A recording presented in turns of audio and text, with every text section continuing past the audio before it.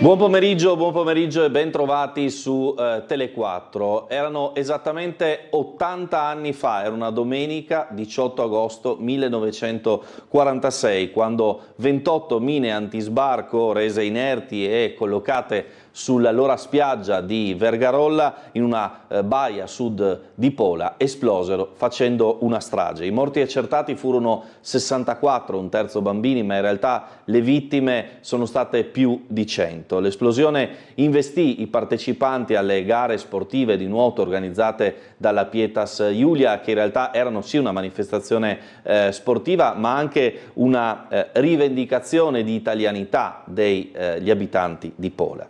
Quelle mine non potevano esplodere da sole, ma dovevano essere innescate. Ufficialmente i responsabili non sono mai stati identificati, salvo quelle notizie di stampa emerse di recente nel 2008 che attribuivano una chiara origine collegata ai servizi segreti dell'ex Jugoslavia, ma come dire, un'attribuzione certa di responsabilità e di presa di responsabilità non c'è mai stata. Quello che è certo invece è che quella tragedia spinse la maggior parte degli italiani residenti nella città istriana ad abbandonare Pola e a intraprendere la difficile e dolorosa strada dell'esodo.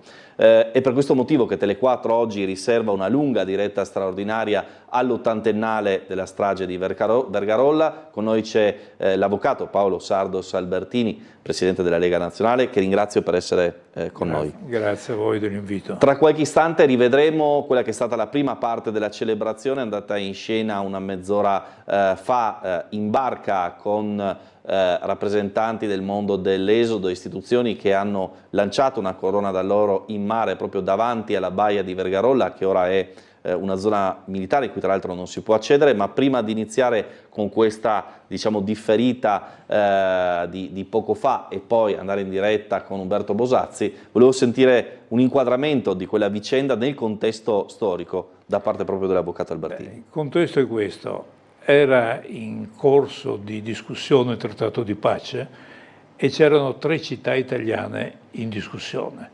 Zara era già archiviata come vicenda, Pola, Trieste e Gorizia. Queste erano le 3 città di cui si discuteva a Parigi. Pola era quindi una di queste. Quanto è successo ha avuto sicuramente un riscontro fortissimo nell'opinione pubblica polesana, una strage che ha colpito poi tantissimi bambini, un terzo più o meno delle vittime sono sotto i 10 anni, perché era una festa di famiglia, era una festa alle gare, ma alle gare dei ragazzi, questa era la natura di quell'incontro. Quanto è successo determina l'esito futuro di Pola, cioè i polesani che fino a quel momento erano intenzionati a tener duro, dice noi siamo italiani, vogliamo che si prenda atto di questa nostra identità, chiediamo di restare in Italia, di fronte a quanto è successo decidono di lasciar perdere. Avevano già sperimentato nel settembre del 43 le foibe a Pisino, vedevano quello che stava succedendo nell'Istria intorno a Pola, dove era già in atto il meccanismo delle foibe, del terrore, però dicevano no, teniamo duro. La vicenda di Vergarolla fa desistere, non è possibile, di fronte a certe situazioni non è possibile, e sarà il via a quel tragico esodo che coinvolgerà gran parte della popolazione. Cioè, Pola aveva 32.000 abitanti, di questi quasi 30.000 sono andati via con l'esodo, imbarcandosi su Toscana o in tanti altri modi, ma hanno lasciato la città. E a quel punto per Tito il problema era risolto, non c'era più un problema di Pola italiana, non c'erano più italiani ed era tutto tranquillo. Altrettanto era avvenuto il 1944 con Zara. Anche là Zara, con un'altra operazione, maxi bombardamenti, per cui su 54% degli edifici zaratini, tutti erano distrutti, 2000 morti. A quel punto Zara vede gli italiani, oltre 20.000, andarsene. Ecco, anche là Zara si è risolta. Allora, andiamo a vedere in differita veramente di poco, è successo mezz'ora fa, la prima parte della celebrazione, quella in mare davanti allo specchio acqueo antistante la baia di Vergarolla, con il nostro Umberto Bosazzi insieme ad Andrea Costa che hanno seguito questa prima parte della celebrazione. Poi ci sarà quella forse più significativa della giornata davanti al monumento dedicato alla strage di Vergarolla, che per la prima volta porterà i nomi delle vittime sopra il monumento, e sentiremo anche un testimone oculare. Umberto Bosazzi.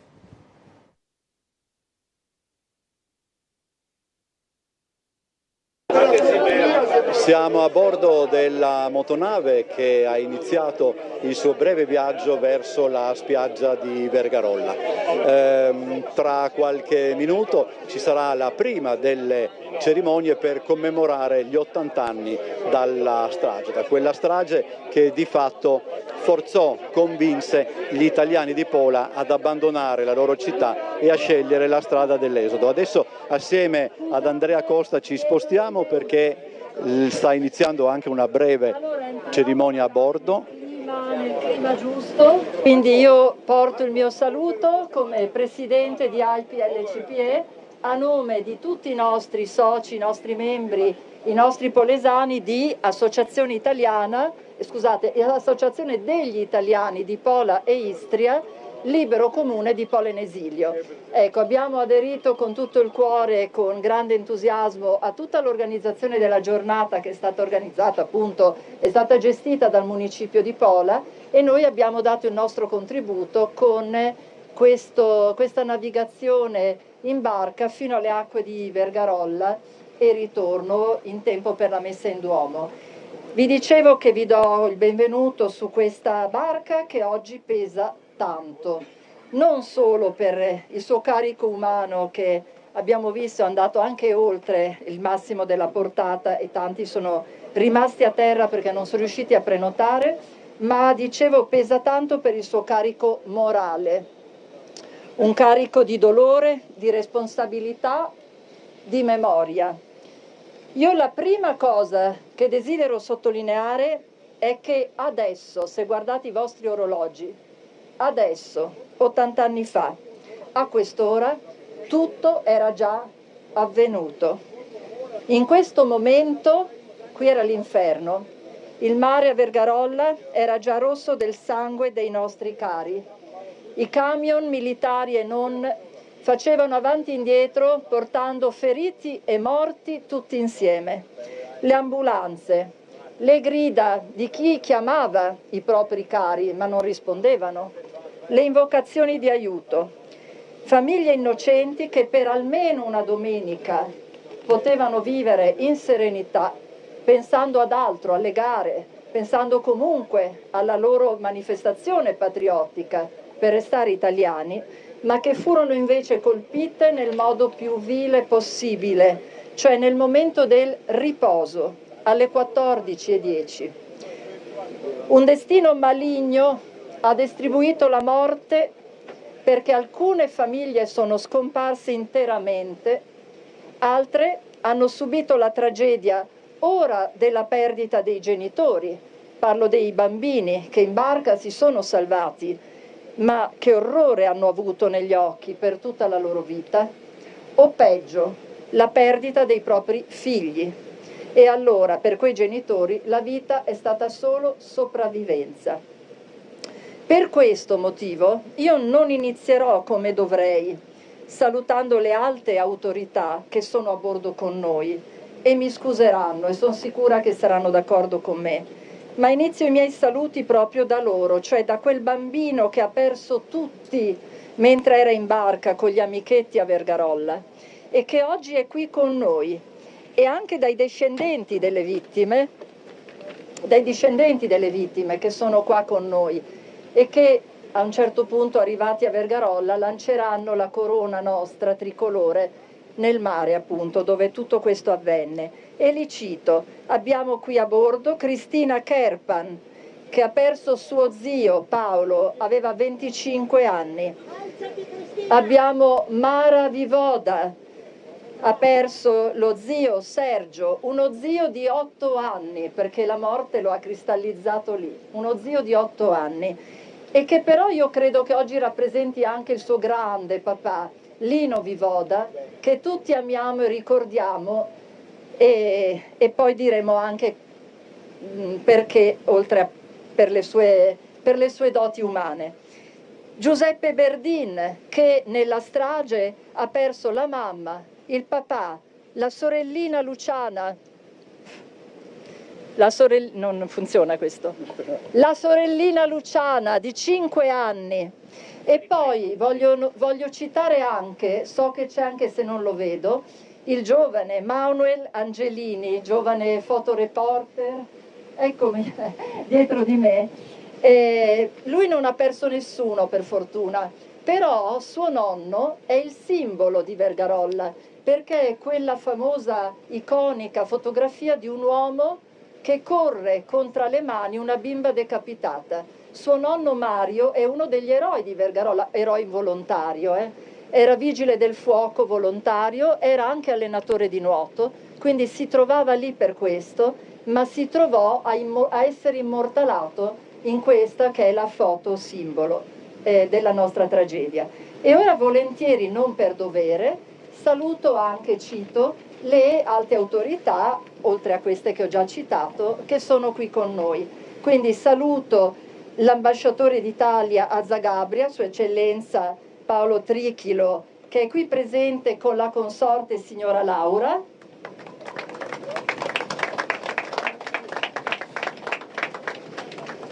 Il ministro plenipotenziario presso il Ministero degli Esteri e della Cooperazione Internazionale, nonché coordinatore per le minoranze e gli esuli e membro del CDA dell'Università Popolare di Trieste, Daniele Rampazzo.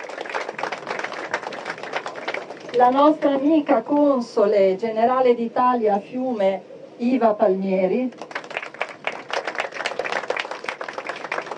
Il console onorario di Italia a Pola, Tiziano Sossic.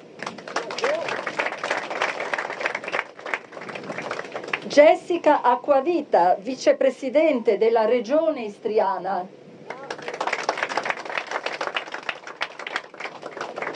Vito Paoletic, vice sindaco, il nostro vice sindaco là in alto di Pola.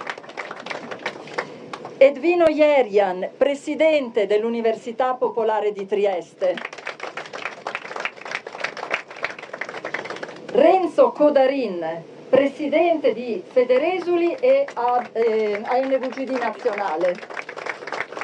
Uno dei naufraghi per cui siamo tornati indietro. Fabrizio Somma, segretario generale dell'Università Popolare di Trieste. Ezio Giuricin, presidente del Circolo Istria.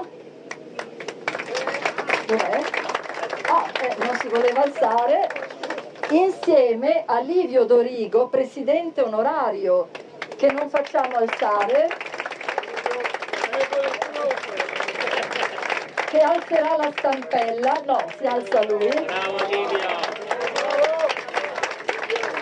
E che è, come si sente dagli applausi, anche, oltre testimone diretto purtroppo della strage, è anche uno dei fautori del cippo che fu eretto davanti al Duomo nel 1997, che era un cippo muto, non aveva ancora i nomi, ma io sono sicura che se non ci fosse stato quello, oggi non avremmo quello nuovo.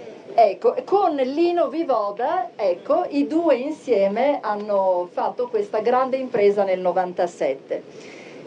Claudia Milotti, ex preside della scuola italiana Dante Alighieri.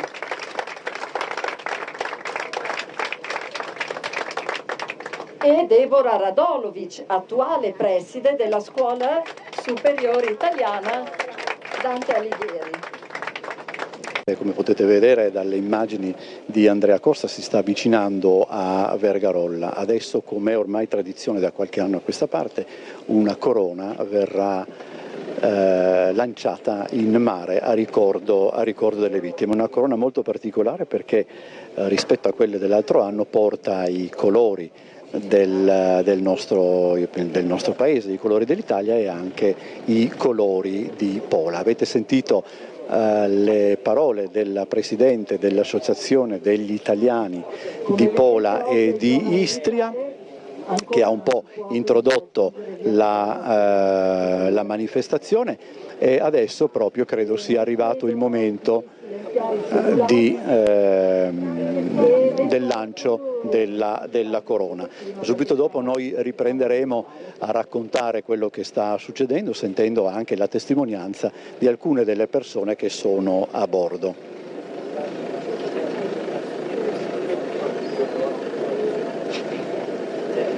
Negli anni scorsi i nomi dei 64 caduti erano stati letti a bordo della motonave, quest'anno come sapete verranno letti poi alle 18, subito dopo la fine della Santa Messa. Nel paese in Slovenia. Tanto come vedete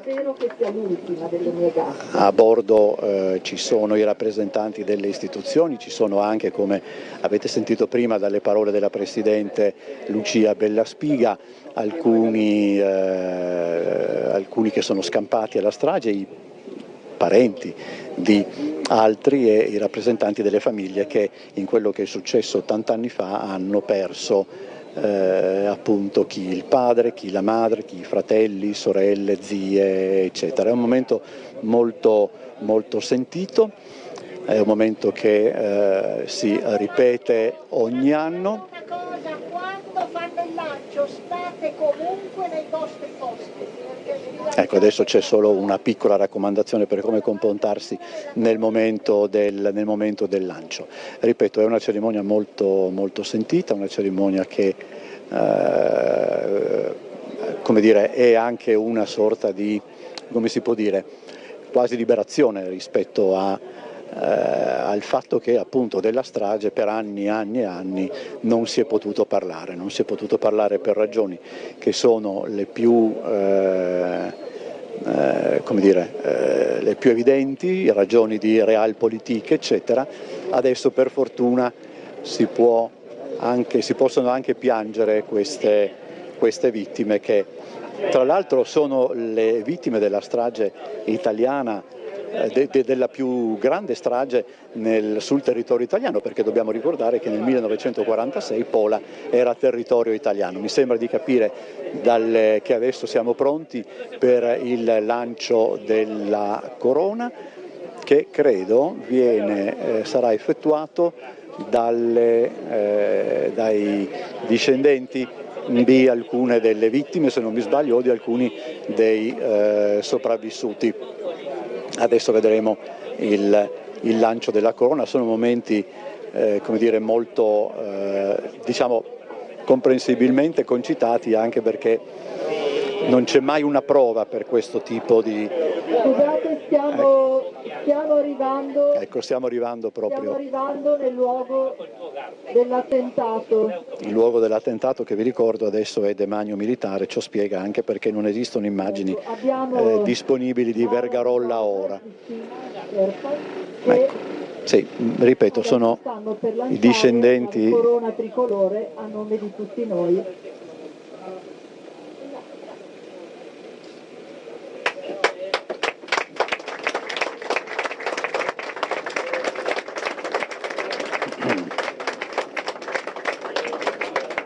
Ed ecco l'applauso che ha salutato il lancio della corona. Vi dicevo che questo è uno dei momenti più salienti della giornata odierna che proseguirà con la Santa Messa e poi con la lettura dei nomi al cippo che è presente nel piccolo parco accanto alla cattedrale di Pola, che ricorda appunto la strage.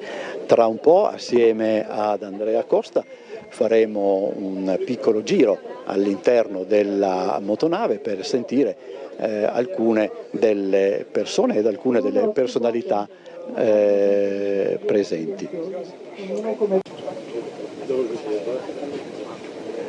Ancora un momento di silenzio e un momento anche per guardare. Sembra il momento, io vi leggerei proprio qua.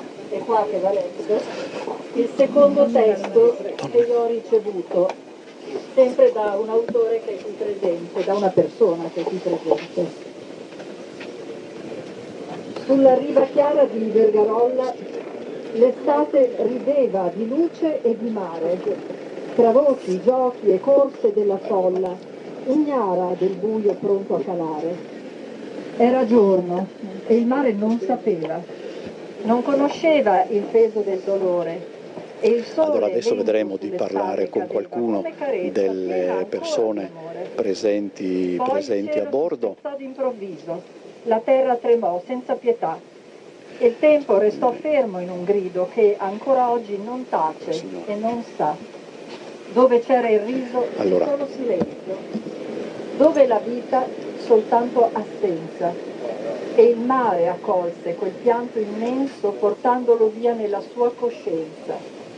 Madri senza voce, padri smarriti, nomi recisi dentro la memoria, inermi davanti a giorni finiti troppo presto, senza più storia. Eppure la riva non dimentica, le onde tornano uguali e lente, custodiscono un'eco antica di vita interrotta sempre presente. Vergarolla resta ferita nel tempo, non solo luogo, ma voce e memoria. Un nome inciso nel vento che chiede rispetto, silenzio e storia. Fabio Tognoni, vicepresidente di Federesili. Grazie.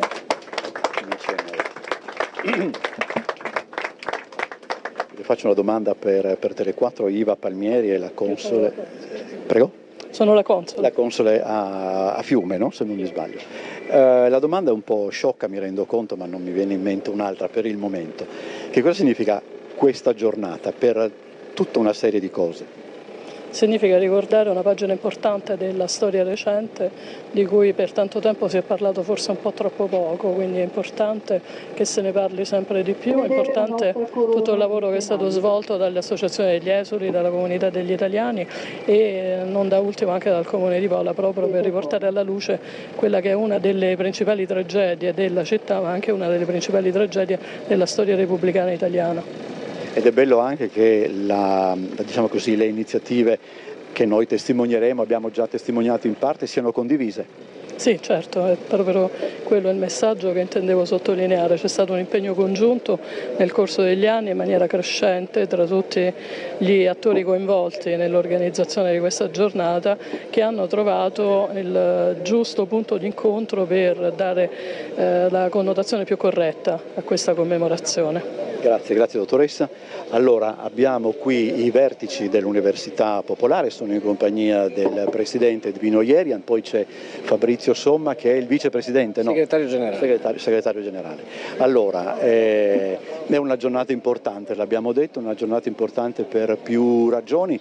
Quella che sembra da dover sottolineare giustamente con maggiore insistenza è anche la condivisione di questa giornata, nel senso che le iniziative che sono state fatte dal Comune di Pola, dall'Unione, dall'Università Popolare, dall'Unione degli Italiani, dalla NVGD, insomma tutti quanti assieme per ricordare una data immane nella storia del nostro Paese. Sì, effettivamente è così, è un momento di condivisione totale, di un dolore che accomuna tutti quanti, ma quello che io vorrei anche dire è che questo dovrebbe insegnarci che nel momento in cui le guerre finiscono il dolore non finisce.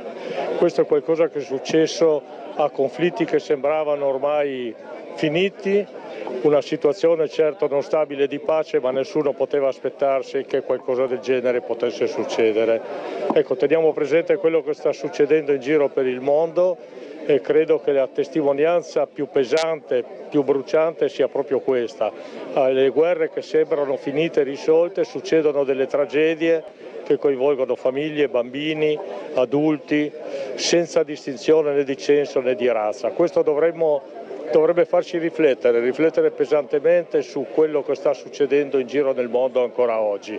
Noi continueremo a pagare le conseguenze di ciò che sta succedendo anche quando quei conflitti che oggi ci sono in giro per il mondo finiranno come tutti auspichiamo e tutti vogliamo. Una piccola attenzione, una piccola particolarità in più.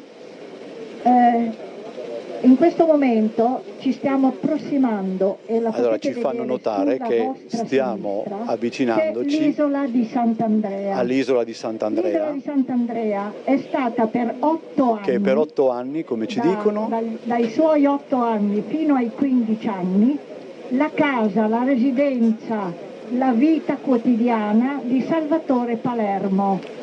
che è stata la... Tutti ormai sanno che io sono sua moglie. È il ricordo di Salvatore Palermo che appunto abitava nell'isola di Sant'Andrea e non può essere presente perché insomma ha un'età ragguardevole, quindi la signora che è la vicepresidente dell'Associazione Italiani di Pola e Istria in esilio lo vuole ricordare, insomma. Allora, io non so, riusciamo a sentire, chiedo ad Andrea Costa, l'audio nostro funziona? Sì.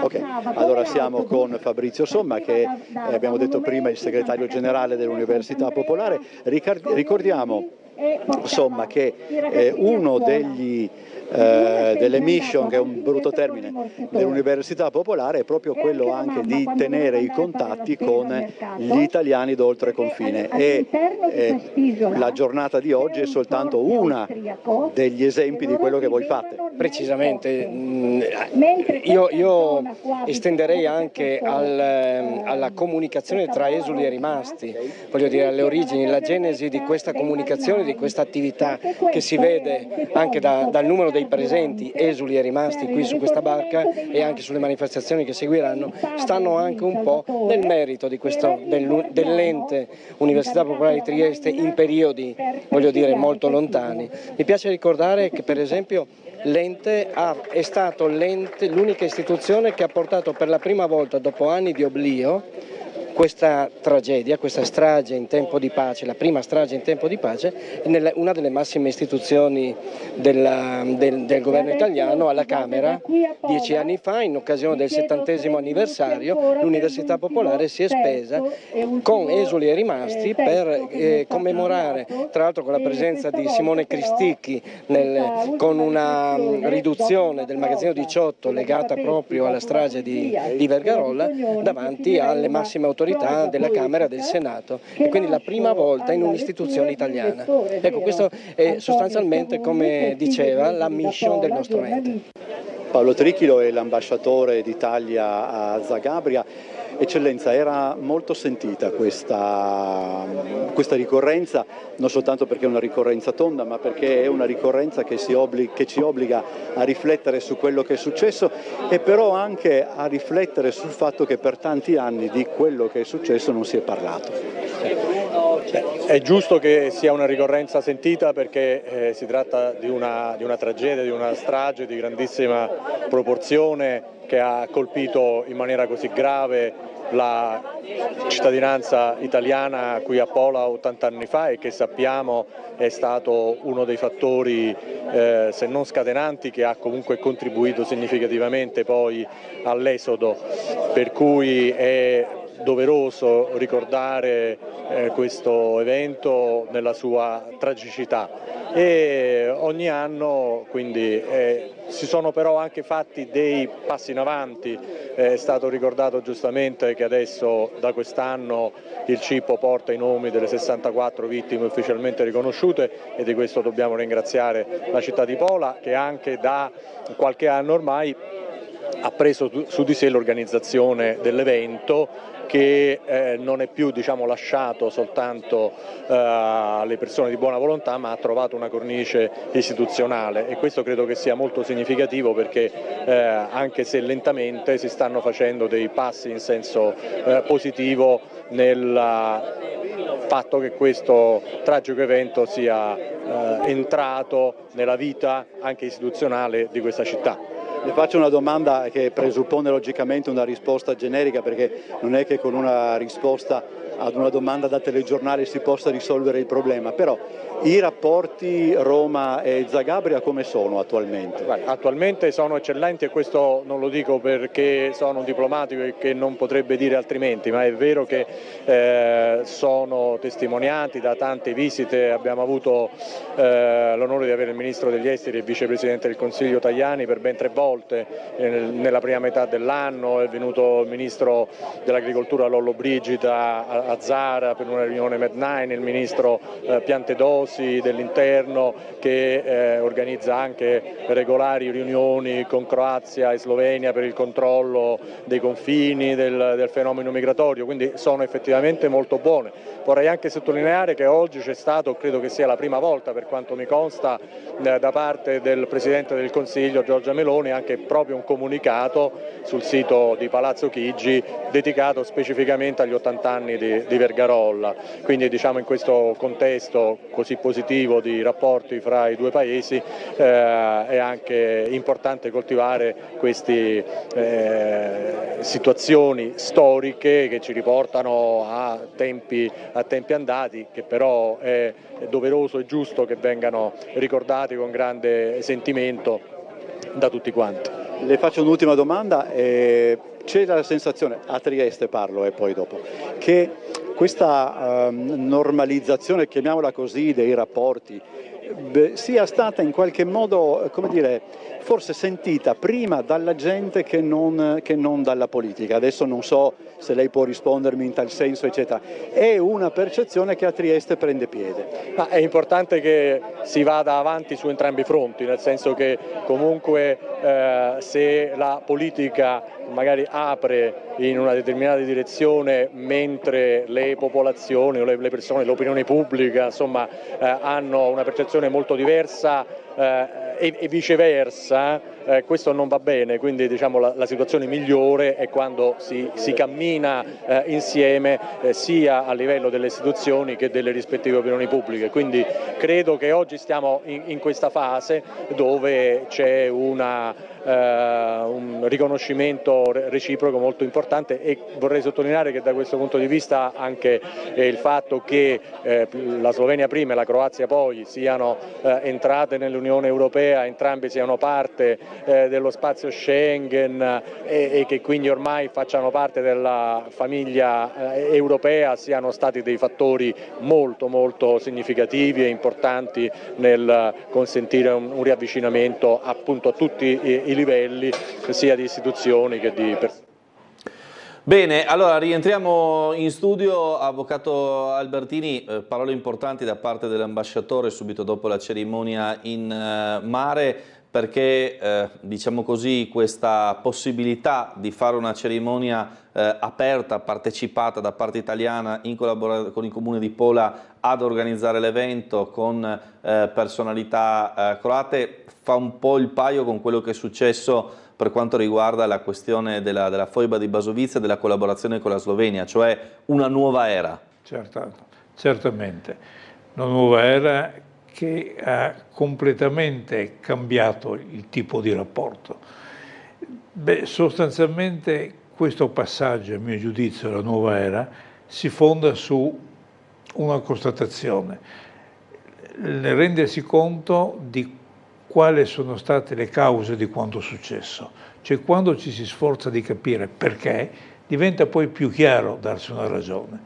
E in questo senso anche la vicenda dell'Esodo, che per molti versi secondo me è stato stracapito negli anni, nel momento in cui si chiarisce può essere inquadrata meglio. Io mi ero preso dei dati. Sì. Zara 1944, i bombardamenti assolutamente immotivati che Tito ottiene sulla città zaratina, la presenta come un centro militare che non lo era assolutamente. Sono dei bombardamenti anglo-americani che determinano 2000 morti e la distruzione del 50% degli edifici. A quel punto 20.000 zaratini lasciano la città. Siamo nel 44. Pola siamo nel 47. 30.000 esodati su 32.000 abitanti. Capodistria siamo nel 53, dopo il memorandum d'intesa su 22.000 abitanti 20 vengono in Italia. sono le 3 tappe dell'esodo. Quelle 3 tappe che avevano portato a dire la politica di Tito era contro gli italiani. Gli italiani di Zara, gli italiani di Pola, gli italiani di Capodistria andavano cacciati. Perché? Perché era una italianofobia. Su questa lettura, che continuava poi a mantenere un'alimentazione di rapporti tesi tra italiani e slavi, si è inserito, almeno dal mio punto di vista, un altro dato: Fiume. Fiume, dopo la guerra, assistiamo all'arrivo dei monfalconesi. Sono migliaia di italiani con le famiglie che vengono fatte venire in Jugoslavia da Tito. Sempre a Fiume sono state 5.000 famiglie, dopo il trattato di pace, 5.000 famiglie italiane che avevano chiesto l'opzione per l'Italia e se ne sono viste rifiutare e sono rimasti dentro la Jugoslavia contro la loro volontà. Allora non è più questione di italianofobia, perché se uno ce l'ha con gli italiani e non li fa venire, non tiene quelli che sono italiani che vogliono andarsene, li caccia e basta. Allora la logica era diversa. La logica che ha determinato il nostro esodo era strettamente politica, non etnica. Politica perché Tito si preoccupava di garantire le conquiste territoriali fatte con la guerra, di garantirle alla sua nuova Jugoslavia. Quindi non voleva correre il rischio che Zara diventasse una possibile enclave italiana, come nella Prima Guerra Mondiale era stata Danzica. Non voleva correre il rischio che Pola a sua volta restasse un'enclave italiana. L'Istria Jugoslavia, ma Pola poteva essere, voleva evitare. Non voleva correre il rischio che anche dopo il trascorrere degli anni si continuasse a rivendicare la presenza italiana in zona B, che era significativa. Certo. E quindi anche Capodistria, Isola, Pirano andavano ripulite. C'è stata tutta un'operazione strettamente e rigorosamente in funzione della difesa dei confini della nuova Jugoslavia, dove di etnico, di nazionale non c'era niente. C'era l'aspetto ideologico, la Jugoslavia era regime comunista, Stalin ha insegnato che quelle che erano le conquiste della guerra erano conquiste del proletariato che andavano difese fino all'ultimo chilometro e quindi Tito applicava questo. Una strategia politica. Chiarito questo, diventa allora più facile guardare avanti insieme, diventa più facile guardare avanti insieme italiani, sloveni e croati, perché questa vicenda, questo peso drammatico del comunismo che è gravato su noi italiani, è gravato ben di più su sloveni e croati. 15.000 italiani infoibati, ma 70-80.000 sloveni assassinati nella stessa epoca, 400-500.000 croati, quindi vuol dire, se chiariamo che la lettura di tutto è non etnica ma ideologica, troviamo motivi di superare conflitti tra italiani e sloveni, anzi troviamo motivi di profonda identità. Con la Lega Nazionale stiamo molto lavorando su questo, cioè abbiamo subito una comune tragedia, italiani, sloveni e croati. Umberto Bosazzi con noi in collegamento in diretta proprio nei pressi del monumento accanto al Duomo di Pola. Ben trovato Umberto, ti abbiamo visto in barca in questa cerimonia che già dall'inizio del fuori onda che non si è visto fa capire quanta voglia di partecipazione c'era, perché non ci stavano tutti quelli che sono venuti a Pola anche per questo momento. Sì, anche perché, tanto buon pomeriggio Marco, buon pomeriggio all'avvocato Saldo Salbertini, buon pomeriggio anche ai telespettatori, intanto perché con una puntualità più asburgica che istriana si doveva partire alle 15.30, si è partiti alle 15.31 e quindi chi è arrivato tardi sarebbe dovuto addirittura rimanere a terra, perché all'interno della barca c'erano anche 2 schieramenti ben precisi, cioè aveva detto sono arrivati tardi, non li recuperiamo, altri invece che hanno detto recuperiamo. Allora in questo momento intanto state vedendo alcune prove che vengono fatte per quanto riguarda quello che succederà fra qualche istante, quando sarà finita la Santa Messa, che adesso è in corso di svolgimento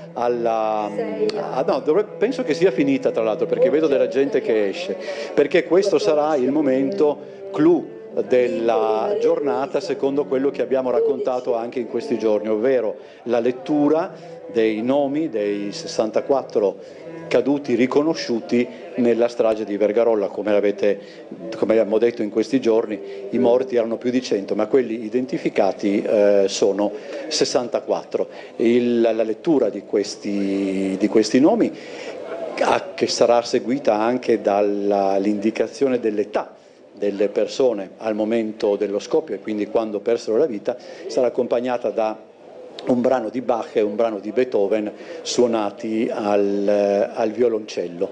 Allora si sta formando già una piccola folla attorno al Parco delle Vittime di Vergarolla, così si chiama lo spazio che è accanto alla cattedrale, dove appunto avverrà tutto ciò. Devo dire che rispetto alle persone che erano presenti sulla barca quando c'è stata poi il lancio della corona davanti a Vergarolla, io ho visto nel frattempo arrivare anche la senatrice Roitz, e anche era già arrivato, ma era fra quelli che non hanno fatto in tempo a salire in barca, o mi pare che in realtà poi cavallerescamente abbia ceduto il posto ad una signora. C'è anche il sindaco di Gorizia, Ziberna, che recupereremo, immagino, nei prossimi interventi. Esce dalla chiesa. Sì, se vuoi io mi avvicinerei anche subito, però siccome non riesco a capire quando la cerimonia meglio inizia, che lo porti vicino alla telecamera. Eccolo il sindaco, eccolo. Sì. Tanto mi sembra che la messa sia finita. Prego. Allora, a questo punto credo che la messa sia finita, anche per citare il titolo di un film di Moretti. Sì, la messa è finita, è un bel modo non per incorniciare, anche perché adesso abbiamo la benedizione del monumento, cui seguirà alle 19 anche l'inaugurazione di una stupenda mostra in via Candler, e mi piace sottolineare che si trova in via Candler perché a pochi metri da qui abitava mio padre abitava in via Candler 33, perciò ecco perché la mia presenza, una presenza istituzionale, ma una presenza anche legata alla storia, ma una presenza legata anche agli affetti. Bello anche perché ai noi, nonostante tutto, nonostante il fatto che sia la più drammatica strage del nostro paese repubblicano, ciò nonostante è davvero conosciuto da pochissime persone in Italia, molto di meno che la percentuale di persone che sanno di cosa parliamo quando si parla di foibe, quando si parla di Esodo, nonostante la tragedia ovviamente che questo ha comportato per il paese. E c'è anche un altro dato che è ancora più, avviciniamoci un attimo così, c'è anche un dato ancora più curioso, se crede, signor Sindaco, il fatto che è un attentato, insomma una tragedia che non è conosciuta tantissimo, nemmeno dalla gente nostra, se vogliamo. Diciamo che dalla gente nostra è conosciuta, ma soltanto ai noi, quelli che sono legati appunto al perimetro di Pole, perché tantissimi dalmati, tantissimi fiumani magari o capodistриani non la conoscono. Questo perché, come tanta altra parte della nostra storia, dell'esodo, delle foibe, perciò del confine orientale, di questo si è parlato ancora meno, perché foibe naturalmente hanno riguardato l'esodo oltre 300.000 persone, foibe che siano 5.000 o 10.000, 12.000, comunque parliamo di migliaia di persone. Ai noi è come del resto, se noi dovessimo chiedere adesso a un ragazzo se ha conoscenza delle stragi in Italia, dell'Italicus, piuttosto che quelle di Bologna, non saprebbe, nonostante che rappresentino queste una ferita per la democrazia, una ferita per il nostro paese. Ecco perciò anche perché nel mondo dell'esodo questo è meno conosciuto, nonostante appunto la portata che questa ha avuto e nonostante il fatto che questa sia stata davvero la vera e propria spallata che ha fatto scappare quelli che abitavano a Pola. Del resto il 90% dei residenti sono scappati, tanti di questi addirittura anche con le bare dei miei propri cari. Grazie Sindaco, buon proseguimento. Allora c'è anche il vice sindaco, c'è anche il vice sindaco di Muggia del Conte. Allora, vice sindaco, è importante essere qua, no? Assolutamente importante. Balducci Leandruno, Anche 25 anni. Comincia la lettura. Berdini io Amalia, adesso 34 anni. Berdini Emilio, 36 anni. Berdini Luciana, 5 anni. Berdini Ornella, 32 anni. Brandis Alberto, 3 anni. Brandis Ferruccio, 34 anni. Brandis Ida, 31 anni. Bressan Gigliana, 23 anni. Bressan Salvatore, 26 anni. Bronzin Francesca, 41 anni. Kerpan Paolo, 24 anni. De Boni Maria, 37 anni. Dinelli Amalia, 36 anni. Dinelli Giovanna, 60 anni. Dinelli Norina, 5 anni. Dinelli Olao, 37 anni. Dinelli Otello, 24 anni. Giurina Nadia, 10 anni. Luces Rosita, 20 anni. Marani Valeria, 50 anni. Marchi Caterina, 39 anni. Marchi Silvana, 4 anni. Maresi Franco, 7 anni. Maresi Graziella, 5 anni. Maresi Yolanda, 28 anni. Maresi Marina, 3 anni. Marini Liliana, 23 anni. Martin Argia, 42 anni. Martin Niccolò, 10 anni. Mingaroni Giovanna, 72 anni. Mingaroni Palmira, 51 anni.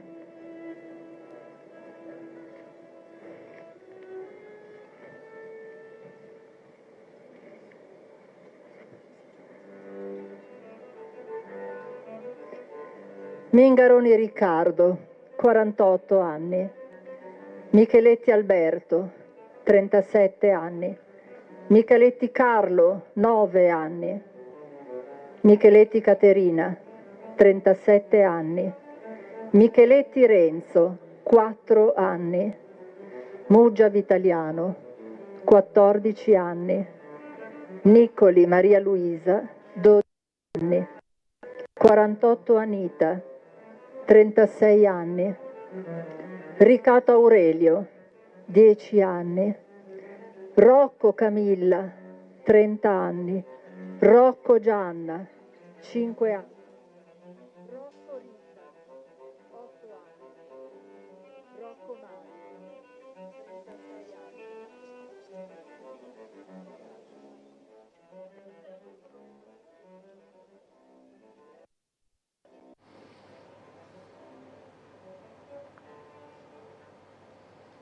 Allora, ci sono dei problemi nel microfono, non nostro ma dell'organizzazione, durante questa lettura che insomma è stata toccante soprattutto perché tutte le vittime sono uguali, ma lasciami dire Umberto che sentire 4 anni, 5 anni, 8 anni, cioè bambini, tocca il cuore ancora più profondamente. Vedo accanto a te un emozionato Valerio del Teatro Rossetti e sentire insomma quei nomi e quelle età è qualcosa che tocca nel profondo.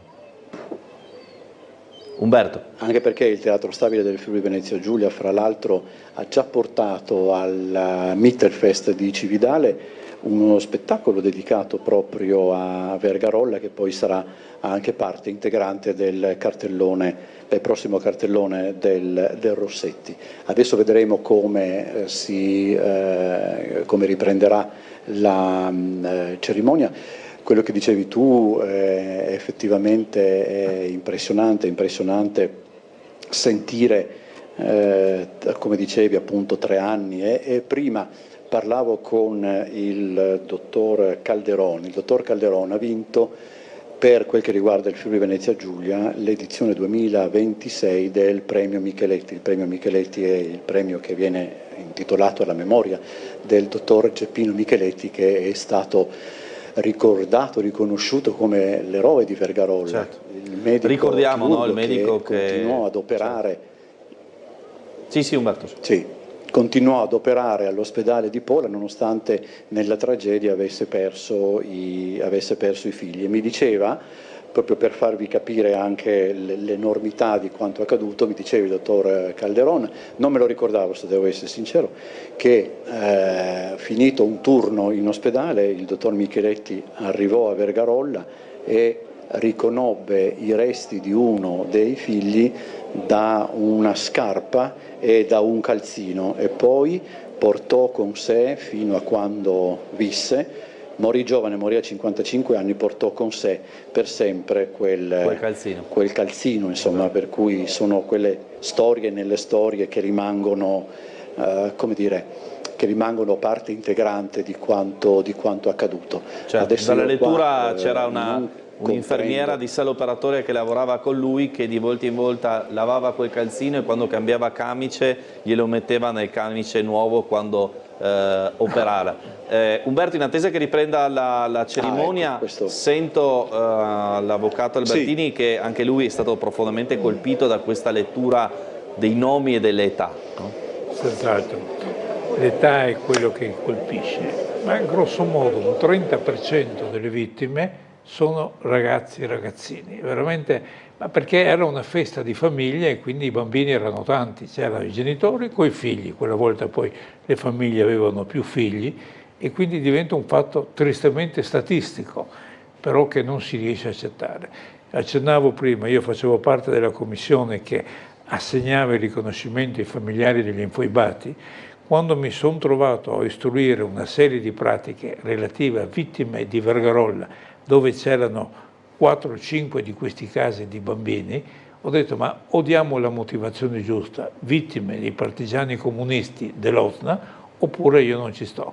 La commissione non era d'accordo, io ho preferito dimettermi che a trovare formule così edulcorate. Bisogna dire le cose come stanno, perché solo sulla chiarezza si costruisce qualcosa di positivo. Ho visto inquadrata anche la senatrice del Partito Democratico Tatiana Rojc, che sicuramente poi avvicinerai sì, e che devo dire... Poi avvicineremo anche perché, ti dico Marco, cerchiamo di capire anche come prosegue perché sono previsti gli interventi del sindaco di Pola e anche dell'ambasciatore Trichilo, che abbiamo sentito prima a bordo dell'imbarcazione che ci ha portato davanti a Vergarolla. Ti posso dire per esempio che la manifestazione di oggi ha avuto come organizzatori, patrocinatori il Comune di Pola, l'Università Popolare, Federesuli, l'Associazione Nazionale Venezia Giulia Dalmazia e anche l'Unione degli Italiani di Pola a diversi livelli, e anche l'Associazione Italiani di Pola e Istria, già Comune di Pola in esilio. Devo stare attento alla dicitura perché si scivola velocemente nell'equivoco e nell'equivoco grosso anche quando si sbagliano i nomi in queste circostanze. Quindi adesso c'è un momento di sospensione proprio perché non si capisce se riprenderà la lettura. Vedi tu Umberto se riesci a avvicinare proprio la Rojc e le altre personalità che sono lì vicine a te, così magari le sentiamo. Un attimo, sì, penso se non che devono parlare. Arrivo ad avvicinarla, mentre si preparano anche gli orchestrali. Magari la sentirete prima di vederla perché il nostro Andrea Costa è andato un po' in giro, probabilmente anche lui a capire che cosa sta succedendo. Adesso è più vicino lui alla Rojc del sottoscritto. Adesso aspetta che non voglio farle paura. Eccoci. Non volevo farle paura. Allora, senatore e senatrice, è una domanda che iniziamo sempre le nostre interviste oggi con una considerazione che forse anche un po' sciocca, ma che è quella, è inutile cercarne di altre. È bello ed è giusto essere qui. Assolutamente, io ci torno ogni anno, per me è estremamente importante la presenza delle istituzioni, trovo che questi morti innocenti abbiano il diritto di essere ricordati e noi il dovere di ricordarli affinché ci sia da monito per sempre. Ed è anche bello, se vogliamo, ne discutevamo prima con l'ambasciatore italiano in Croazia, è anche bello che questo clima di collaborazione, che questo clima di condivisione, perché poi anche qua sui termini è il caso che ci si metta sempre d'accordo, che sia partito, se vogliamo, senatrice, dalla gente più che non dalla politica, no? Probabilmente, come posso dire, una cosa del genere 20 anni fa, no 20 ancora, ma 25-30 anni fa era del tutto inimmaginabile. Sì, abbiamo fatto dei grassissimi passi avanti e questo è anche merito dell'Europa. Facciamo tutti parte della casa europea e lì dobbiamo imparare a rispettarci a vicenda e questa è una cerimonia che ci insegna tante cose, devo dire. Grazie senatrice, buon proseguimento. Allora, vediamo se riesco a sentire ancora qualcuno. Vedo che proprio dietro all'ambasciatore c'è il vicepresidente di Federesuli, che è Fabio Tognoni. Prego. Allora, in questo, diciamo un po', in questo momento di drôle de guerre, come si dice, perché non si capisce che cosa succede, riempiamolo anche con i vostri contributi. Qual è il significato della cerimonia di quest'oggi, al di là del ricordo doveroso di chi 80 anni fa ha perso la vita in quel modo atroce? Alcuni erano bambini, famiglie disintegrate in tutti i sensi. Qual è il senso vero di essere qui oggi? Beh, la commemorazione, questo è indubbio. È chiaro che dobbiamo partire da quella che è la tragedia di allora, perché altrimenti oggi non saremmo qua. La storia ci insegna che bisogna ricordare per poter commemorare e per avere la capacità di discernere quelli che sono stati gli episodi di allora e riportarli all'oggi, perché l'oblio è la cosa peggiore che ci possa essere e l'abbiamo sperimentato, l'abbiamo visto in qualsiasi forma essa si possa considerare, è la negazione della storia all'oblio e quindi questa è una giornata particolarissima. Oltretutto quest'anno è la prima volta che il Cippo non è muto ma parla, perché parla di tutte le vittime che sono state riconosciute, perché non sono soltanto quelle riportate, ma queste sono quelle riconosciute e di conseguenza è chiaro che è una giornata importantissima. Oltretutto sono 80 anni hanno un significato e la folla che abbiamo qua presente è la dimostrazione che nessuno dimentica e non si vuole dimenticare. Grazie Vicepresidente, buon lavoro. Adesso io, se sei d'accordo Marco, anche per capire quello che succede, vi ricederei momentaneamente la linea. Andiamo con una considerazione, assolutamente, torniamo da te appena pronti, andiamo con una considerazione dell'avvocato Saldo Salbertini, che durante queste interviste, questi interventi di ricordo, tra l'altro c'è tantissima gente, questo è molto significativo, mi diceva i polesani hanno vissuto una sorta di Via Crucis. Esatto, dove Vergarolla è stata la prima tappa delle Via Crucis. Poi è seguito l'Esodo, che è stata una cosa enorme, con tutti gli aspetti del portarsi via gli oggetti, i chiodi per chiudere le finestre, così via. Quindi l'aspetto dell'Esodo. L'imbarco sulla nave e l'arrivo in Italia è stata la seconda tappa. La terza tappa è stata poi l'accoglienza trovata in Italia, a Ancona, a Venezia, i portuali della CGIL che inveivano contro i fascisti, il treno di Bologna che non viene fatto fermare e non possono dare il latte ai bambini che erano qui. Quindi quella è stata la terza tappa. Quarta è stata ricordata l'oblio. Il fatto che di tutto questo per tantissimi anni chi era vittima se ne ricordava, ma tutti gli altri non lo sapevano. Per questo vuol dire c'è questa sorta di diverse tappe di una Via Crucis che ha fatto sì che in qualche modo Vergarolla avesse meno evidenza di quanto poteva avere, proprio nel ricordo. Perché chi, oltre che Vergarolla, aveva subito l'Esodo, si ricordava l'Esodo. Chi aveva fatto il viaggio sul treno a Bologna si ricordava quello. Cioè, questo per spiegare perché in qualche modo il ricordo di Vergarolla è emerso in tutta la sua oggettiva rilevanza con un certo ritardo, anche nell'ambiente degli esuli. Certo, tra l'altro Polesani, gente di mare, ma gente anche grandi costruttori, ricordiamo l'Arsenale, le professionalità degli italiani che lavoravano a Pola e poi sono andati in giro per l'Italia e non solo. Sicuro. Certo, questa era anche una notazione importante di quella che era la vita e il lavoro, no? E comunque il tutto con un carattere, come tutti gli istriani, non portato alle lamentele, non portato a stracciarsi i capelli, no. Sempre affrontata la loro tragedia con estrema sobrietà, molte volte addirittura col pudore di non volerne parlare, perché anche questo ha giocato. Io ho avuto mio nonno che si è fatto 5 anni di gulag con Tito, tornato dalla Jugoslavia e viveva con noi, era estremamente restio a raccontare a noi nipoti quello che aveva subito. C'era questo meccanismo del pudore che preferiva il silenzio che andare a riparlarne. Sentiamo i discorsi proprio davanti al monumento che ricorda la strage di Vergarolla a Pola, accanto al Duomo. I nomi di tutte le vittime.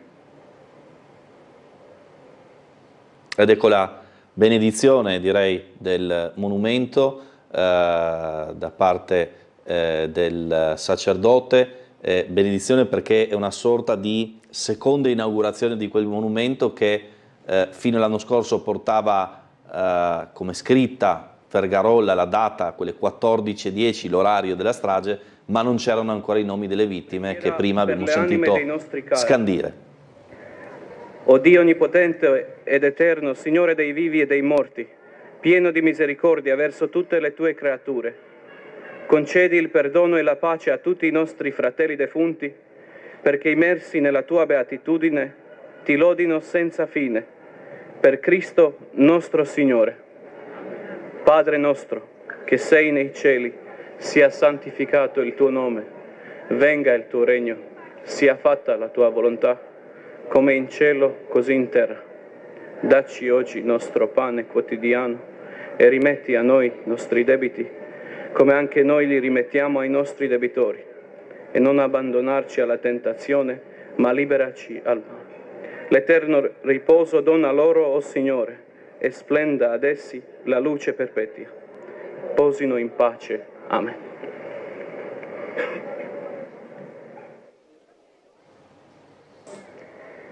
Zahvaljujemo Don Ivanu Petrašiću, a program nastavljamo stihovima pulske pjesnikinje Ester Sardos Barlesi.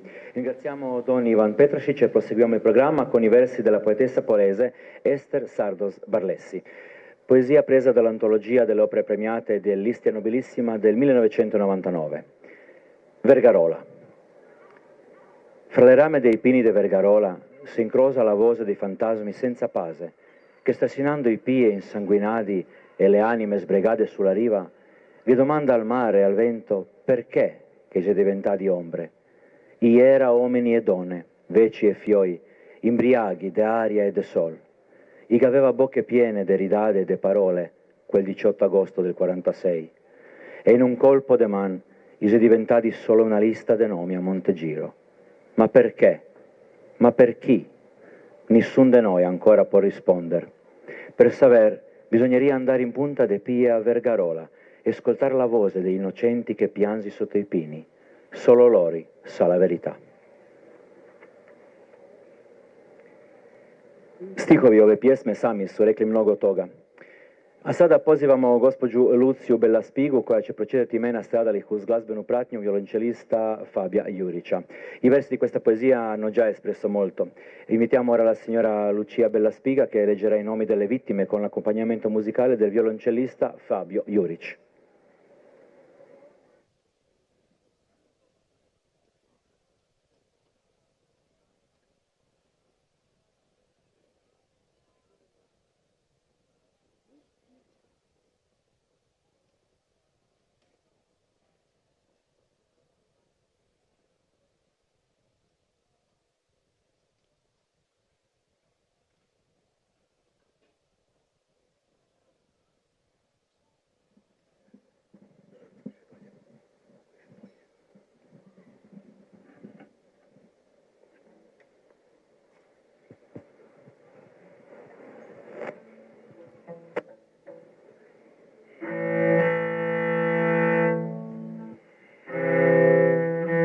Balducci Leambruno, 25 anni. Berdini Amalia, 34 anni. Berdini Emilio, 36 anni. Berdini Luciana, 5 anni. Berdini Ornella, 32 anni. Brandis Alberto, 3 anni. Brandis Ferruccio, 34 anni. Brandis Ida, 31 anni. Bressan Gigliana, 23 anni. Bressan Salvatore, 26 anni. Bronzin Francesca, 41 anni. Kerpan Paolo, 24 anni. De Boni Maria, 37 anni. Dinelli Amalia, 36 anni. Dinelli Giovanna, 60 anni. Dinelli Norina, 5 anni. Dinelli Olao Manlio, 37 anni. Dinelli Otello, 24 anni.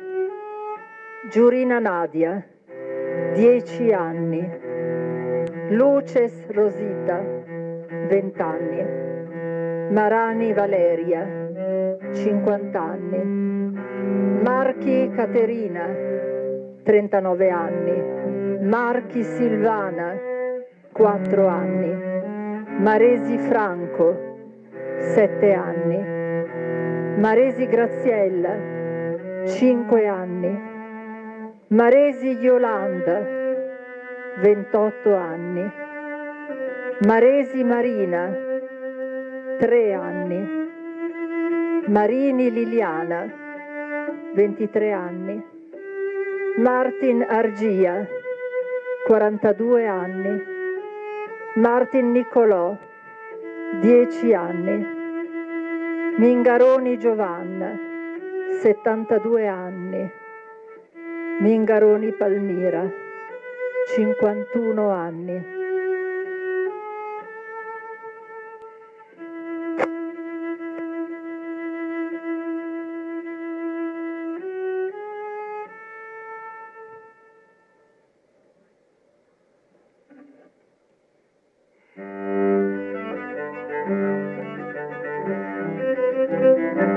Mingaroni Riccardo, 48 anni.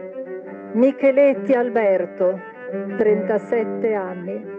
Micheletti Carlo, 9 anni.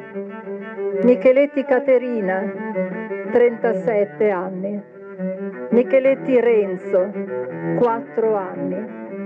Muggia Vitaliano, 14 anni. Niccoli Maria Luisa, 12 anni. 48 Anita, 36 anni. Ricato Aurelio, 10 anni. Rocco Camilla, 30 anni. Rocco Gianna, 5 anni. Rocco Licia, 8 anni. Rocco Mario, 36 anni. Roici Gianfranco, 11 anni. Roici Lucio Vinicio, 15 anni. Ruppillo Adelina, 24 anni. Sabatti Francesco, 25 anni. Saccone Memma, 49 anni. Saccon Fulvio, 3 anni. Saccon Riccardo, 49 anni. Saccon Stefania, 31 anni. Saccon Trifone, 42 anni. Sponza Alberto, 55 anni. Succi Carlo, 6 anni. Toniolo Francesco, 50 anni. Toniolo Maria, 48 anni. Vicchi Vilma, 23 anni. Vivoda Sergio, 8 anni. Volchieri Alfredo, 27 anni. Volchieri Yolanda, 34 anni. Zaversnik Francesco, 30 anni. Zelesco Edmondo Tullio, anni 6.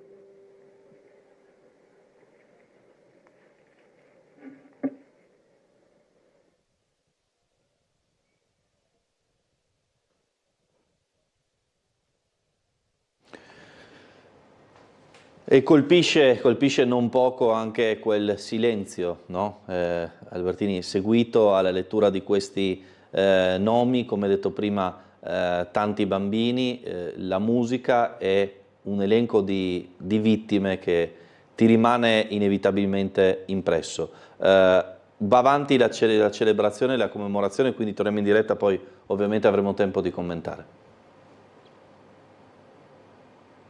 Signora Bellaspiga e il signor Juric, invitiamo ora il sindaco della città di Pola e il signor Peja Grbin a rivolgerci il suo discorso commemorativo.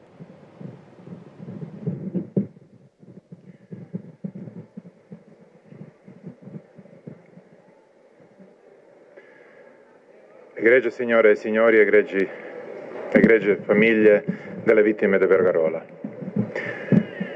Oggi ci siamo riuniti per ricordare una delle più grandi, se non la più grande tragedia che ha mai colpito la nostra città, la tragedia di Vergarola. Esattamente 80 anni fa, prije točno 80 godina, eksplozija je odnijela desetke života. I ja mogu samo zamisliti bol obitelji mrtvih, bol onih koji su u eksploziji bili ranjeni, osakačeni, života koji su uništeni. Ali ono što je još gore, tu bol je pratio zaborav. Ne zaborav obitelji, ne zaborav prijatelja, zaborav društva i zaborav zajednice. Zaborav koji se nikada nije smio dogoditi. Zaborav na žrtve, ali i zaborav na heroje tog dana, koji su, poput doktora Micheletija, unatoč zlu, čudu, ne mogu to riječima dočarati što se tom čovjeku dogodilo, pokazali nevjerojatnu ljudskost. Ali kultura zaborava nije nešto na čemu možemo graditi naš život, naš suživot, naš grad. To je drugo, kultura sjećanja. I upravo njegujući kulturu sjećanja i pokušavajući da se stvari koje su se u našem gradu događale, a kroz stoljeća u ovom su se gradu događale i lijepe i ružne stvari, i divne i strašne, pokušavajući da ih otmemo zaboravu, u dogovoru sa našom zajednicom, sa zamjenikom gradonačelnika Pavletićem, napravili smo tu promjenu na spomeniku koja se godinama tražila. Da na njega budu upisana imena onih nevinih, nedužnih, djece koji su tog dana stradali. Onih života koji su odnijeti prije 80 godina. I ja više od ovoga danas ne mogu ništa reći, jer se više od ovoga i ne može reći kada govorimo na mjestu gdje obilježavamo ovako strašnu tragediju. Tragedia più grande della nostra città.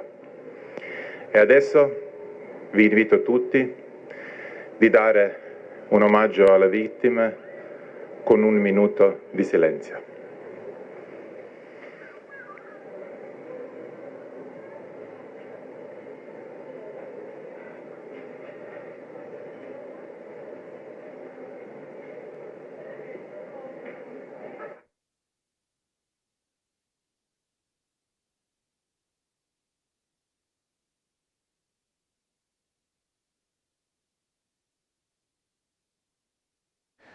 E tutto afferma di come le cose sono cambiate tanto ed è importante che lo siano, perché è un cambiamento che non fa altro, a mio giudizio, che far emergere quelli che sono i dati oggettivi della nostra situazione.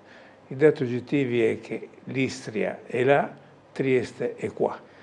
C'è un rapporto tra l'Istria e Trieste che è esistito sempre nei secoli e che continuerà a esistere, sono convinto anche in futuro, proprio perché si rimuovono quelli che erano gli ostacoli. E questo sarà a vantaggio di tutti, non è contro nessuno. Trieste ritroverà pienamente il suo territorio naturale, l'Istria ritroverà pienamente la sua città di riferimento, prescindendo da tutte le problematiche dei confini e delle bandiere. E sarà a guadagno di tutti. Torniamo a sentire l'ambasciatore che abbiamo sentito prima nell'intervista di Umberto Bosazzi, l'ambasciatore italiano in Croazia, Paolo Trichilo. E non esiste ancora una versione ufficiale e riconosciuta da tutti. È per me un triste dovere constatare che a Pola avvenne una grande strage di civili innocenti. Essa resterà per sempre legata alla storia dell'Esodo, di cui essa fu un fattore, se non decisivo, almeno molto significativo. Auspico pertanto che si possa fare piena luce sulle zone d'ombra tuttora esistenti. Il dovere della memoria va non di meno accompagnato con quello di guardare al futuro, tanto più in un contesto dove l'Italia e la Croazia sono paesi amici, entrambi membri della comune casa dell'Unione Europea. Al riguardo constato con soddisfazione il progresso che è stato realizzato negli ultimi anni. In primo luogo, la città di Pola ha assunto l'organizzazione degli eventi commemorativi. Non si tratta di un piccolo passo, perché ciò implica il riconoscimento, dopo tanti decenni, che la strage di Vergarolla fa parte dell'eredità storica di Pola. In secondo luogo, la città di Pola ha sostituito il precedente cippo con uno in cui figurano i nomi delle 64 vittime che è stato possibile accertare ufficialmente. Inoltre, l'Associazione degli Esuli Polesani è stata ricevuta per la prima volta in maniera formale in municipio e ancora nel Teatro Cittadino è stato eseguito recentemente uno spettacolo dedicato al periodo dell'Esodo. Infine, al termine di questa cerimonia, andremo a inaugurare una mostra gentilmente concessa dall'Istituto regionale per la cultura istriano-fiumano-dalmata, dedicata al dottor Geppino Micheletti e alla straordinaria attività di soccorso prestata in occasione della strage, per la quale meriterebbe un omaggio permanente in questa città. Più in generale, in questi ultimi anni il bilinguismo a Pola ha fatto registrare ulteriori passi in avanti. Si tratta di azioni concrete e visibili, non di mere dichiarazioni di intenti, che a mio giudizio hanno segnato un cambio di passo. Di ciò ringrazio le autorità, così come tutti quelli che hanno contribuito al progresso realizzato, inclusa la comunità degli italiani di Pola e gli esuli polesani. Se importanti passi in avanti sono stati compiuti, questo percorso va alimentato in maniera virtuosa nel prossimo futuro, sia sotto il profilo storiografico che della collaborazione, che auspico sempre più fruttuosa, fra tutti quanti hanno a cuore il passato, il presente e il futuro di questa bellissima città, che porta i segni di una straordinaria arena e altre vestigia della romanità e che ha meritato una citazione niente meno che di Dante Alighieri nella Divina Commedia. Desidero infine attirare l'attenzione sul comunicato che il Presidente del Consiglio italiano ha rilasciato oggi e che è stato rilanciato sul sito e i social media dell'ambasciata. In particolare desidero citare la frase conclusiva, nella quale si afferma che anche nel nome di Geppino Micheletti e in quello di tutte le vittime, il governo italiano continuerà il proprio impegno a 360 gradi per custodire e tramandare il ricordo delle complesse vicende legate al confine orientale, pagine terribili e dolorose, per troppo tempo taciute, ma che oggi appartengono alla memoria nazionale ed europea.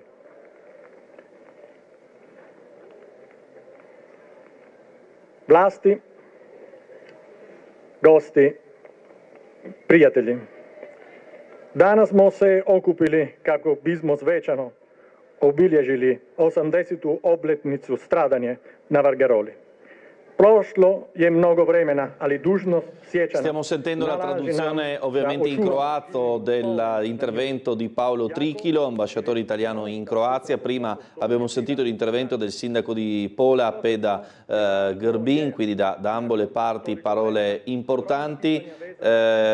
Ovviamente l'ambasciatore italiano ha parlato anche di, come dire, chiarire effettivamente le cause, spezzare quell'oblio sui mandanti di quella strage, che rimane l'ultima cosa da fare ufficialmente, perché è vero, ne parlavamo prima, nel 2008 sulle pagine del quotidiano Il Piccolo ci furono delle rivelazioni molto importanti su chi pare abbia messo mano a quelle mine antisbarco, le abbia innescate, però non c'è stata un'attribuzione poi di responsabilità chiara, un'assunzione di responsabilità da parte istituzionale. Diciamo. Era un documento estremamente importante, intanto per la data, siamo nel 46, nel dicembre del 46, quindi a caldo.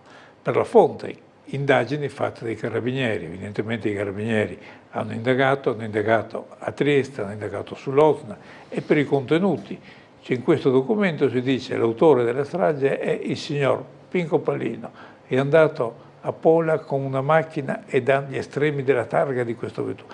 Era insieme con un altro, ritorna a Trieste e riferisce al comando dell'Osna da cui dipendeva, con sede in via Fabio Severo, mi pare. Cioè una serie di dati incredibili nella loro precisione.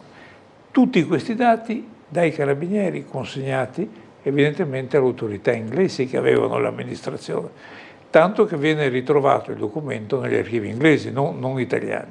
Ecco, gli inglesi ce l'hanno in mano e non fanno niente, ma anche l'Italia poteva fare un qualcosa e non fa niente. Questo è l'aspetto più scandaloso di tutta la vicenda. Una strage di queste dimensioni ignorata dalla magistratura italiana. Era Pola pienamente Italia in quel momento, perché il trattato di pace verrà dopo, e quindi avvenuta in Italia, trascurata dalla magistratura. Fare la verità, si tratta di lavorare su questo, ma se vogliamo fare effettivamente una seria indagine, è un punto di partenza estremamente importante e significativo. Cioè partire da un rapporto di questo genere significa che le indagini successive sono già largamente avviate. Il riferimento che si fa normalmente è alla strage di Bologna, che ha avuto le stesse dimensioni. Ecco, l'autorità giudiziaria nell'indagare su Bologna è partita da molto meno materiale che un rapporto di questo tipo. Eppure è andata avanti, ha indagato e è arrivato a conclusione. Quindi questo è un aspetto. C'è stata, credo, l'iniziativa di un qualche parlamentare di attivare un'inchiesta parlamentare su questa vicenda. Potrebbe essere una cosa opportuna. Io da tempo vado sostenendo su un tema un po' diverso, ma non tanto, sulla visita di Cossiga alla foiba di Basovizza, quella visita che si conclude con quelle dichiarazioni in cui dice è stato Tito a fare questo, voleva andarsene nel territorio italiano. Tutto questo è stato tenuto nascosto da quella pseudocultura che mi ha impedito di venire prima a Basovizza, e conclude altro che liberazione. Ecco, io sostengo quelle dichiarazioni del Presidente della Repubblica, non era l'ultimo venuto, meritavano ampiamente un'inchiesta parlamentare all'epoca. Secondo me lo meritano tuttora.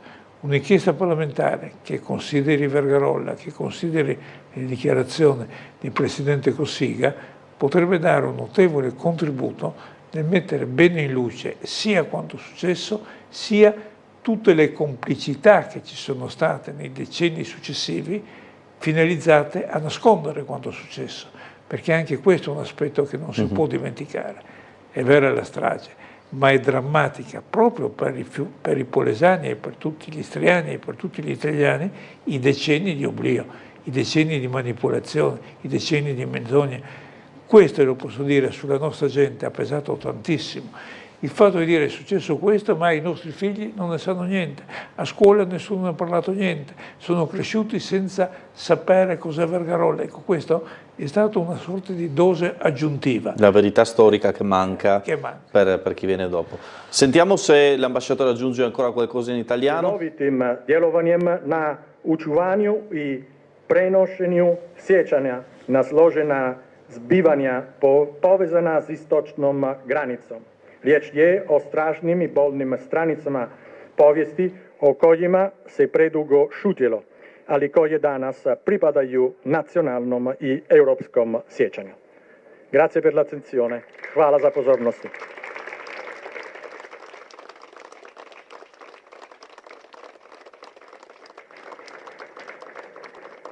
Zahvaljujemo veleposlaniku Trikilu na prigodnom obraćanju. Ringraziamo l'ambasciatore Trichilo per il suo discorso. Segue ora la tradizionale deposizione delle corone di fiori. Nastavit ćemo sa polaganjem vijenaca. Invitiamo l'ambasciata della Repubblica Italiana nella Repubblica di Croazia a deporre la corona.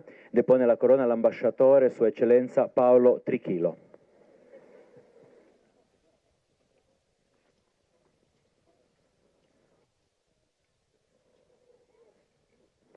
Il momento appunto della deposizione della corona davanti a questo monumento finalmente completo, potremmo dire, no? Perché come abbiamo ribadito in precedenza, per chi si fosse messo in collegamento solo con la diretta di Tele4, il monumento dedicato alla strage di Vergarolla, avvenuto 80 anni fa, c'era già, mancavano però i nomi delle vittime accertate che da oggi ufficialmente ci sono con questa, diciamo così, nuova inaugurazione e benedizione del monumento avvenuta prima dal sacerdote che ha anche officiato la messa, con deposizione ora delle corone d'alloro sia da parte italiana che da parte croata, e devo dire che è molto significativa la partecipazione, perché mi dice Umberto Bosazzi c'è davvero tanta gente a Pola quest'oggi, insomma qualcosa di molto significativo. Ora vedremo come proseguirà la cerimonia. Noi di una di quelle famiglie che purtroppo porta su quel monumento, che sostanzialmente è un po' una lapide, porta ben 4 nomi. Poi sentiremo la testimonianza di Giuseppe Berdini, che allora aveva 8 anni, oggi ne ha 88, perse nella strage di Vergarolla il padre, la madre, la sorella e anche una zia, quindi insomma una testimonianza veramente importante di chi visse a soli 8 anni d'età quel momento tragico. Lui con altri suoi amici era in quel momento in barca e quindi non era vicino alla riva di Vergarolla e si salvò grazie a questo. Ancora un istante dalla regia prima di mandare il contributo, mentre vediamo la deposizione delle altre corone. Mi viene da dire, pensando a questo momento, come forse proprio lo stesso Albertini invocava, mancherebbe un altro rappresentante croato anche a Basovica, no? In occasione Ma io mi auguro che ci arriveremo, sono convinto che... Dopo Mattarella e Pacor. Sì, non c'è nessun pregiudiziale rifiuto da parte croata e credo che ci arriveremo abbastanza presto.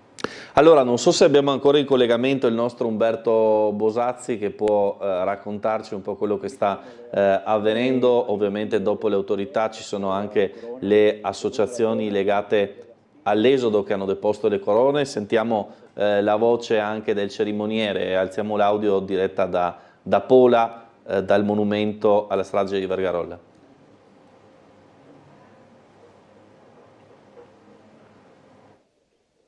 Marco, io sono, se mi senti... Di Corono vedo anche Codarin, insomma rappresentante che è stato anche nelle istituzioni a Trieste, e ora recupereremo anche il nostro Umberto Bosazzi tra poco. Vi ricordo che dopo questa cerimonia ci sarà l'inaugurazione proprio di una mostra dedicata alla strage di Vergarolla, inaugurazione che noi seguiremo poi anche questa in parte in diretta. Umberto, mi senti? Sì, sento benissimo. Adesso la cerimonia, come avete capito, insomma, è alle parti finali. Non so se c'è stata una cosa, Marco, molto significativa. Sì. Nel momento in cui il sindaco di Pola ha chiesto 1 minuto di silenzio per ricordare le vittime, il ristorante che si trova di fronte al parco ha cancellato la musica, insomma, quindi è stata anche una partecipazione molto, molto particolare e di grande rispetto, perché poi la cerimonia si è svolta, come ti posso dire, nella pomeriggio come tutti gli altri, no? Non c'è stata, avrete visto anche nelle immagini, non c'è stata... Allora, sì, spieghiamo anche niente l'operatore, di l'amico Andrea particolare. Costa, che se va dietro, nella parte dietro del monumento, il segnale sgancia. Lasciamo le immagini che adesso abbiamo in diretta. Avvocato Albertini mi diceva, voleva sottolineare qualcosa che... In contemporanea sul Colle dei San Sì, Giusto certo. si sta organizzando una cerimonia analoga al Cippo, che c'è già sempre quei nomi, proprio a cura della Lega Nazionale, della Grigio Verde, ma come lo facciamo tutti gli anni. Certo, certo, in contemporanea, diciamo, noi abbiamo scelto quest'anno di essere a Pola, ma in contemporanea a San Giusto c'è la commemorazione e anche la Santa Messa, no? E la Santa Messa col Vescovo. Certo, la Santa Messa in cattedrale con il Vescovo. Qui vanno avanti le deposizioni di corone. Umberto, torno da te. Di Pola a deporre la corona. Depongono la corona del Presidente. Sì, allora in realtà come sempre la posa delle corone porta via sempre un po' di tempo, insomma, e come vedete non si è conclusa. Io pensavo fosse di fatto la cerimonia è conclusa, ecco, insomma. E avete sentito tra l'altro che l'altro anno la cerimonia è stata contrassegnata anche da un po' di polemiche, eccetera, sempre per quanto riguarda i nomi le polemiche non ci sono state, come abbiamo documentato la cerimonia è stata molto, molto partecipata, molto sentita e giustamente, come dire, tranquilla e... Sì. Umberto, allora chiediamo all'operatore di scendere, perché altrimenti non riusciamo a vedere più nulla. Chiediamo di scendere dalla zona del monumento, perché lì abbiamo problemi. L'unico punto in cui lo zaino, diciamo, il collegamento sgancia, e pensavo, Umberto, che poteva essere interessante andare a sentire one to one il sindaco di Pola, facilmente recuperabile per insomma, il fatto che è particolarmente alto, quindi credo che anche nella calca riesce a recuperarlo, che ha detto parole importanti sottolineando come, insomma, ha detto più volte, la più grande tragedia della nostra città, Umberto. Ok, adesso foto mi di muovo rito, e intanto cerco di recuperarlo il prima possibile. Sì, sono in corso le foto di rito proprio assieme ai parenti delle vittime, alle autorità istituzionali e così via. Veramente una quantità di corone impressionante, portata non solo dalle componenti del comune, delle associazioni dell'Esodo, insomma ci sono davvero tantissime persone, rappresentanze di molte istituzioni e associazioni legate all'Esodo e a Pola stessa. Ora credo c'è un momento di diciamo fotografico, immagino, visto che si raccolgono tutti, ci sono tutti quanti dietro sì. dietro al monumento, e ho intravisto proprio il signor Giuseppe Berdini, che tu hai intervistato, testimone oculare di quanto avvenne. Umberto, per te che insomma sappiamo, e la cui storia sentiremo tra poco, tra l'altro, no Umberto? La storia di Berdini, sì, ma credo che la storia che ci ha raccontato Berdini è una storia che ha colpito parecchie persone che io ho visto anche in città in questi giorni, e di quella storia, come ti posso dire, la cosa più incredibile che tutti quanti sottolineano è quando Berdini ha raccontato la questione dei gabbiani, no? Che impazziti piluccavano i resti umani esplosi, ed è come sempre succede, poi di queste cose si ricorda di più un particolare rispetto agli altri, ma anche il fatto che Giuseppe Berdini, adesso non vado ad esagerare, è qui con noi per miracolo, perché i suoi genitori gli hanno consentito di andare in barca, a fare un giro in barca con degli amici, e gli hanno salvato la vita in qualche modo, per cui è una di quelle storie veramente verrebbe da dire quasi da film. Io adesso vedo se riesco ad avvicinare il sindaco, mi sa che devi andare in zona monumento a recuperarlo, che mi era fuggito. Allora vediamo anche, aspetta, perché il sindaco sta arrivando. Dunque questa è la parte dove siamo, vediamo se lo raggiungiamo, casomai mi dite voi se non siamo in una zona coperta. Sì, diciamo che siamo lì, siamo al limite. Allora vediamo. Eccoci qua. Vediamo, forse eccolo, ce l'hai. qua. Sì, siamo a posto Umberto, vai tranquillo. Ok, tanto il sindaco sta parlando, adesso ci raggiunge. Buongiorno sindaco, Tele4 Trieste. Lei ha detto prima, no? Vergarolla è la tragedia più immane che abbia sconvolto Pola. È bello che ci sia condivisione, no? Di quanto accaduto. Questo è il fatto. La storia è fondata sui fatti. E quando una cosa come questa succede, la più grave via che possiamo prendere è di negarla. Questo è successo a Pola 80 anni fa, esattamente 80 anni fa. E a me dispiace davvero che le autorità per decine di anni hanno deciso di ignorarlo, di metterlo in oblivio. Adesso dobbiamo riparare i ponti che sono stati rotti durante quei anni. Persone innocenti, bambini, vecchi, sono morti. Nessuno sa come è capitato, chi è responsabile. E questa è un'altra tragedia. E noi dobbiamo adesso mostrare, e specialmente alle famiglie, che la città dove questo è successo si ricorda delle vittime e sa che deve rispettarle. Grazie sindaco, grazie molte. Prego. Avete sentito delle parole veramente molto importanti da sottolinearle, fra l'altro.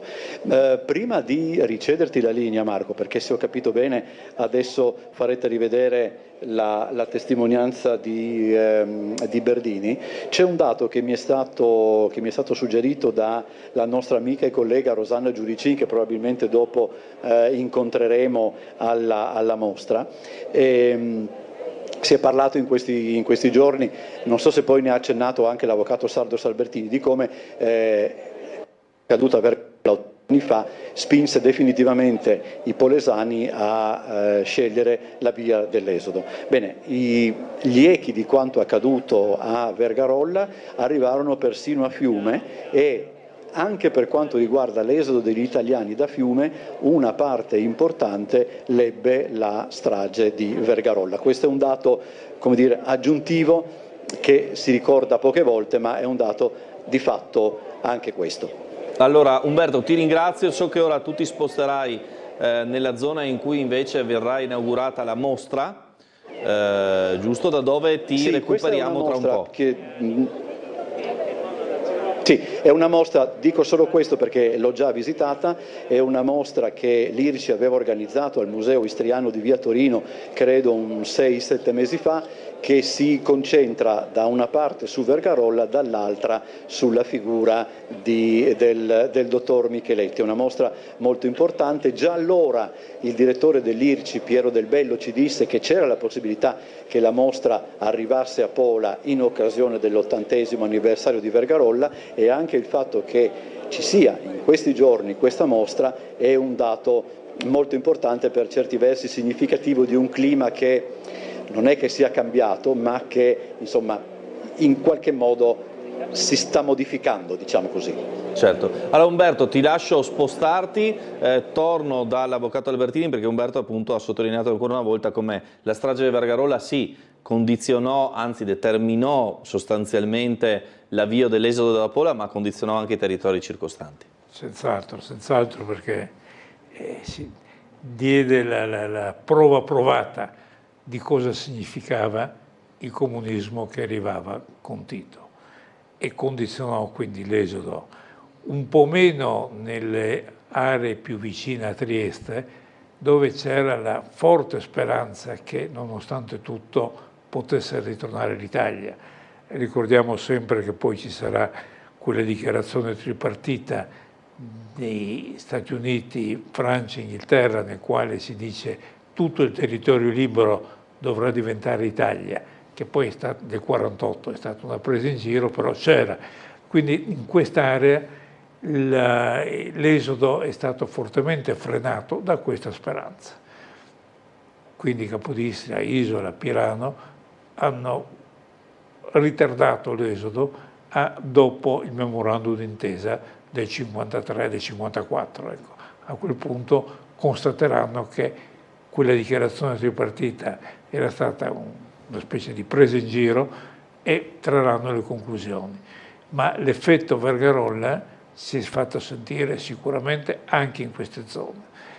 In realtà va sempre ricordato quel documento fondamentale sulla rivista Panorama di Fiume del 91, dove Cardel, collaboratore strettissimo di Tito, dice: con Cardel siamo stati mandati da Tito in Istria nel 1945 per cacciare tutti gli italiani, con ogni mezzo, e lo abbiamo fatto.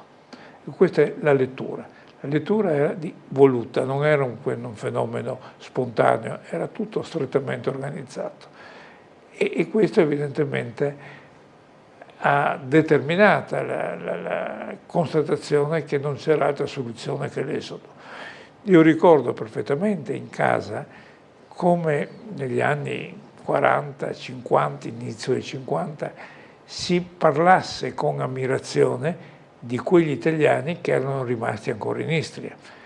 Tengono duro con tutte le angherie, era oggetto di ammirazione. Poi a un certo punto hanno dovuto andare via anche loro, mi riferisco a Capodistria in particolare, che era la mia città di origine.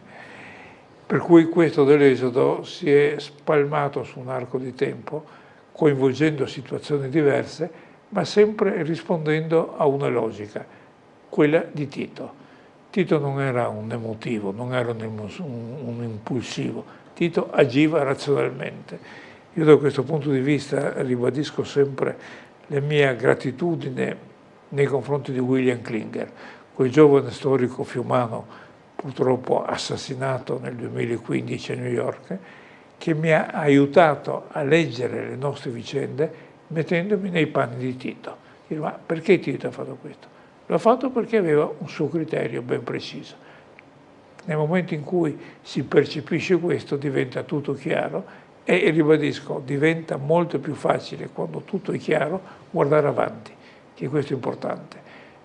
Ricordare va benissimo, ma come Lega Nazionale lo slogan che io ho sempre martellato è ricordare per capire.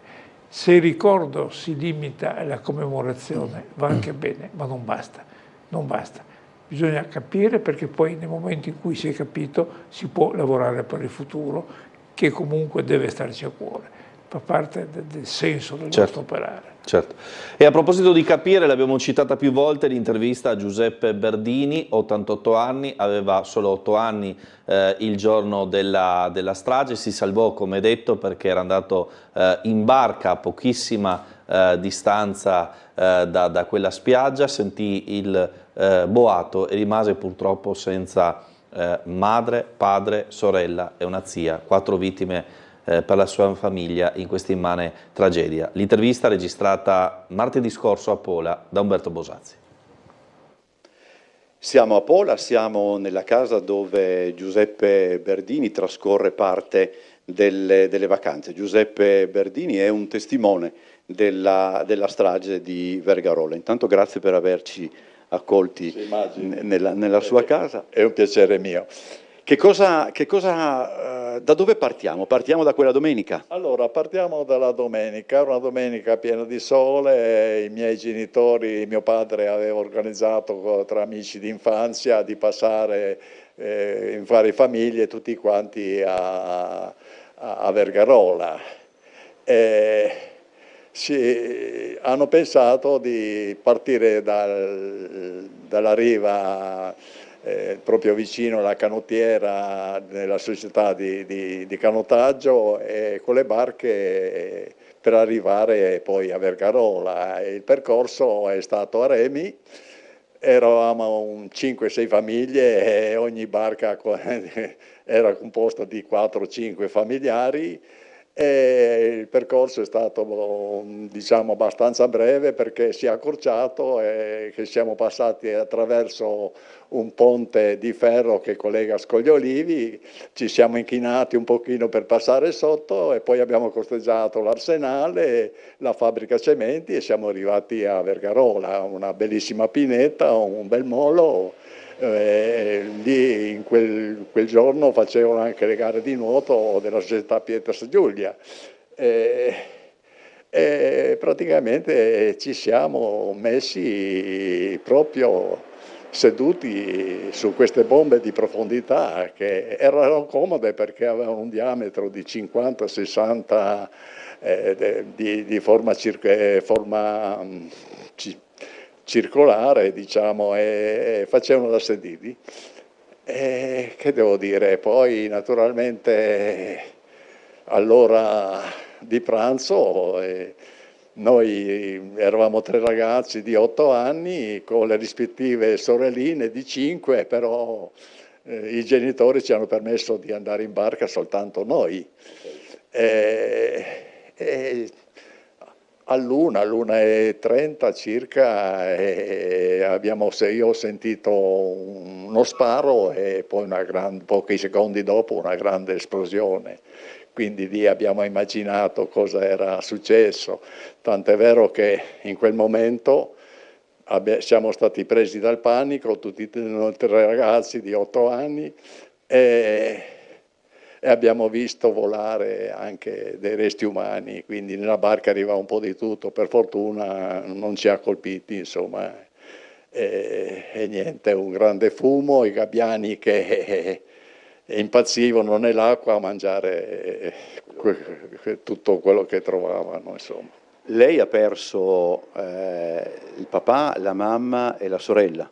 Sì, io ho perso lì la mamma, il papà che era un sottufficiale della Marina, radiotelegrafista, quindi conosceva anche molto bene quegli ordigni, sapeva che erano bombe di profondità, che poi tra l'altro sapeva anche che erano disinnescate, e poi naturalmente è chiaro che l'hanno innescate e sono esplose. E praticamente lì ho perso sì, papà, mamma, una sorella di 5 anni e una zia che era venuta con noi.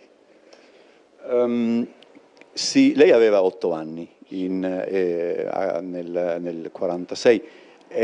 Cosa succede? Un ragazzo di 8 anni che vede quella cosa, che percepisce quello che è successo, cresce in un colpo solo. Che cosa... Per fortuna non ho avuto ripercussioni psicologiche, difatti.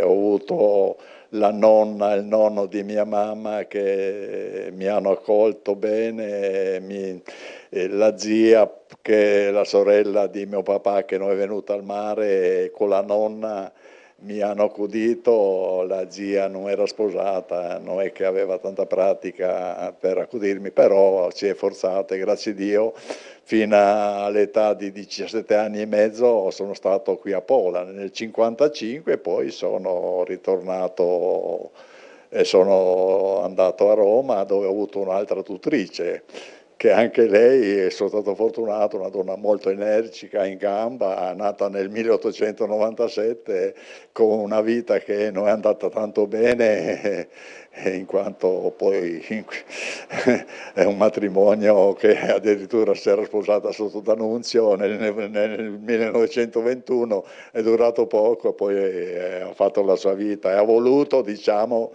in qualche modo a fare qualcosa di buono con me.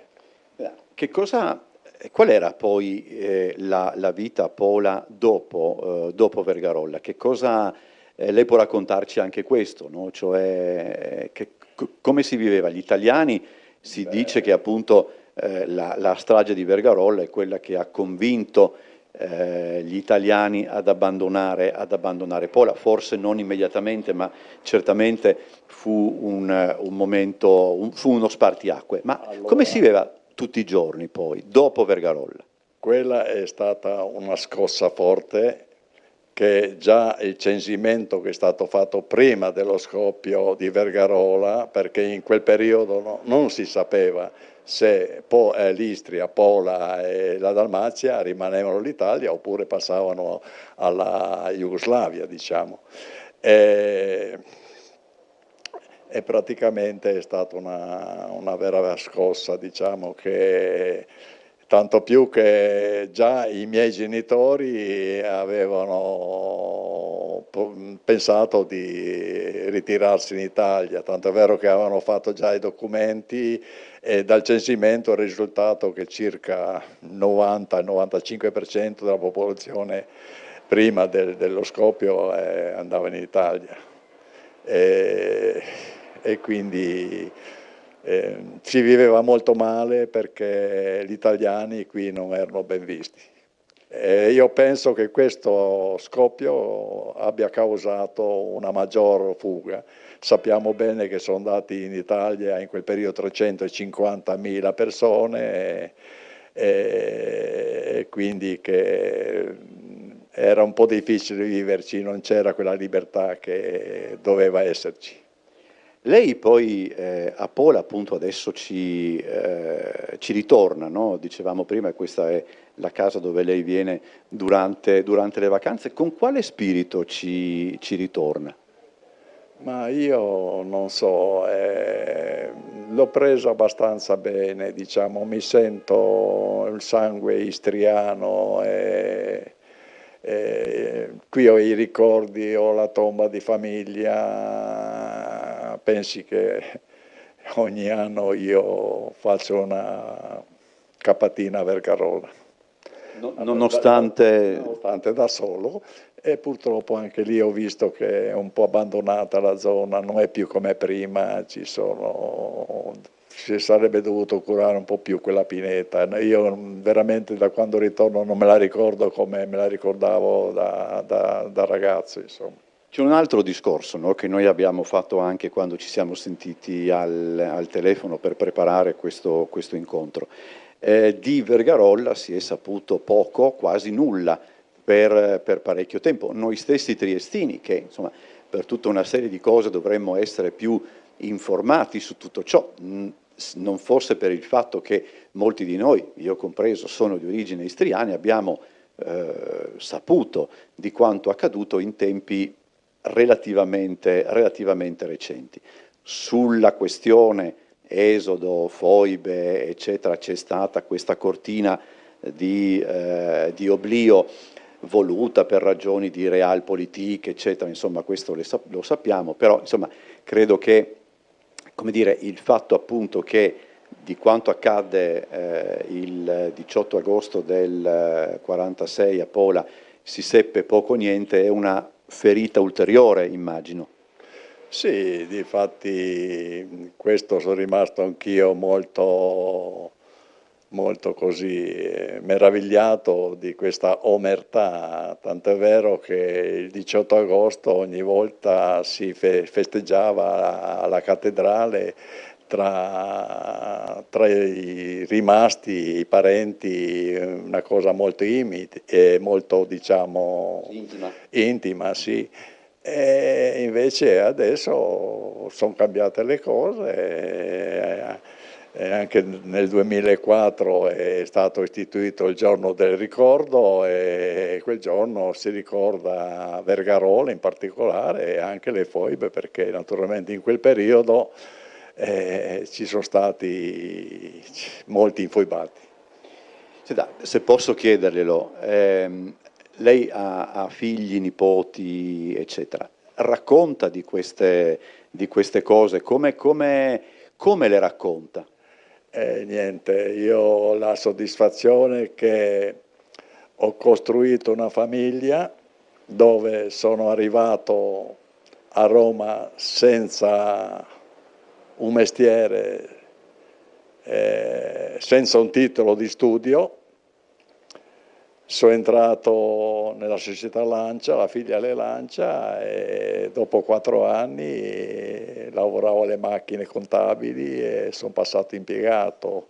Non contento di questo, mi sono anche diplomato, dopo 9 ore di lavoro, dalle 7 partivo la mattina e ritornavo alla sera alle 11 per 5 anni, e quindi una soddisfazione. Ho trovato una donna meravigliosa e gli ho detto anche tu stai a casa, fai la ragioniera a casa adesso, e quindi ho lavorato per tanti anni, ho 2 figli che anche loro stanno bene, lavorano, e ho 2 nipoti, di cui una nipote che è un fenomeno perché si è laureata in legge e quindi adesso sta in un ufficio molto importante. Ma come racconta loro, la nipote, siccome è laureata in giurisprudenza, insomma ci tiene e naturalmente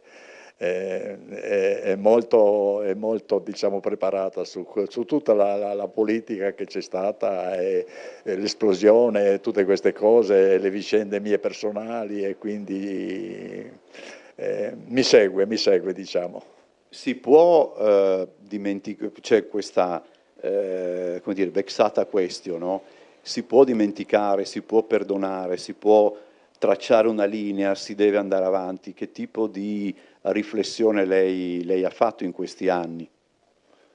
Ma diciamo che non ho ritenuto nessun rancore. Io ho avuto una vita molto difficile perché mi sono trovato solo, senza l'affetto della famiglia, e l'unico affetto è quando mi sono sposato nel 1965 e sotto questo aspetto sono stato fortunato, e quindi, che posso dire, eravamo e purtroppo è successo questo incidente. Quello che mi dispiace è che ne si sono trovati i mandanti, e naturalmente c'è da pensare pure male, perché naturalmente questo scoppio non è avvenuto da solo.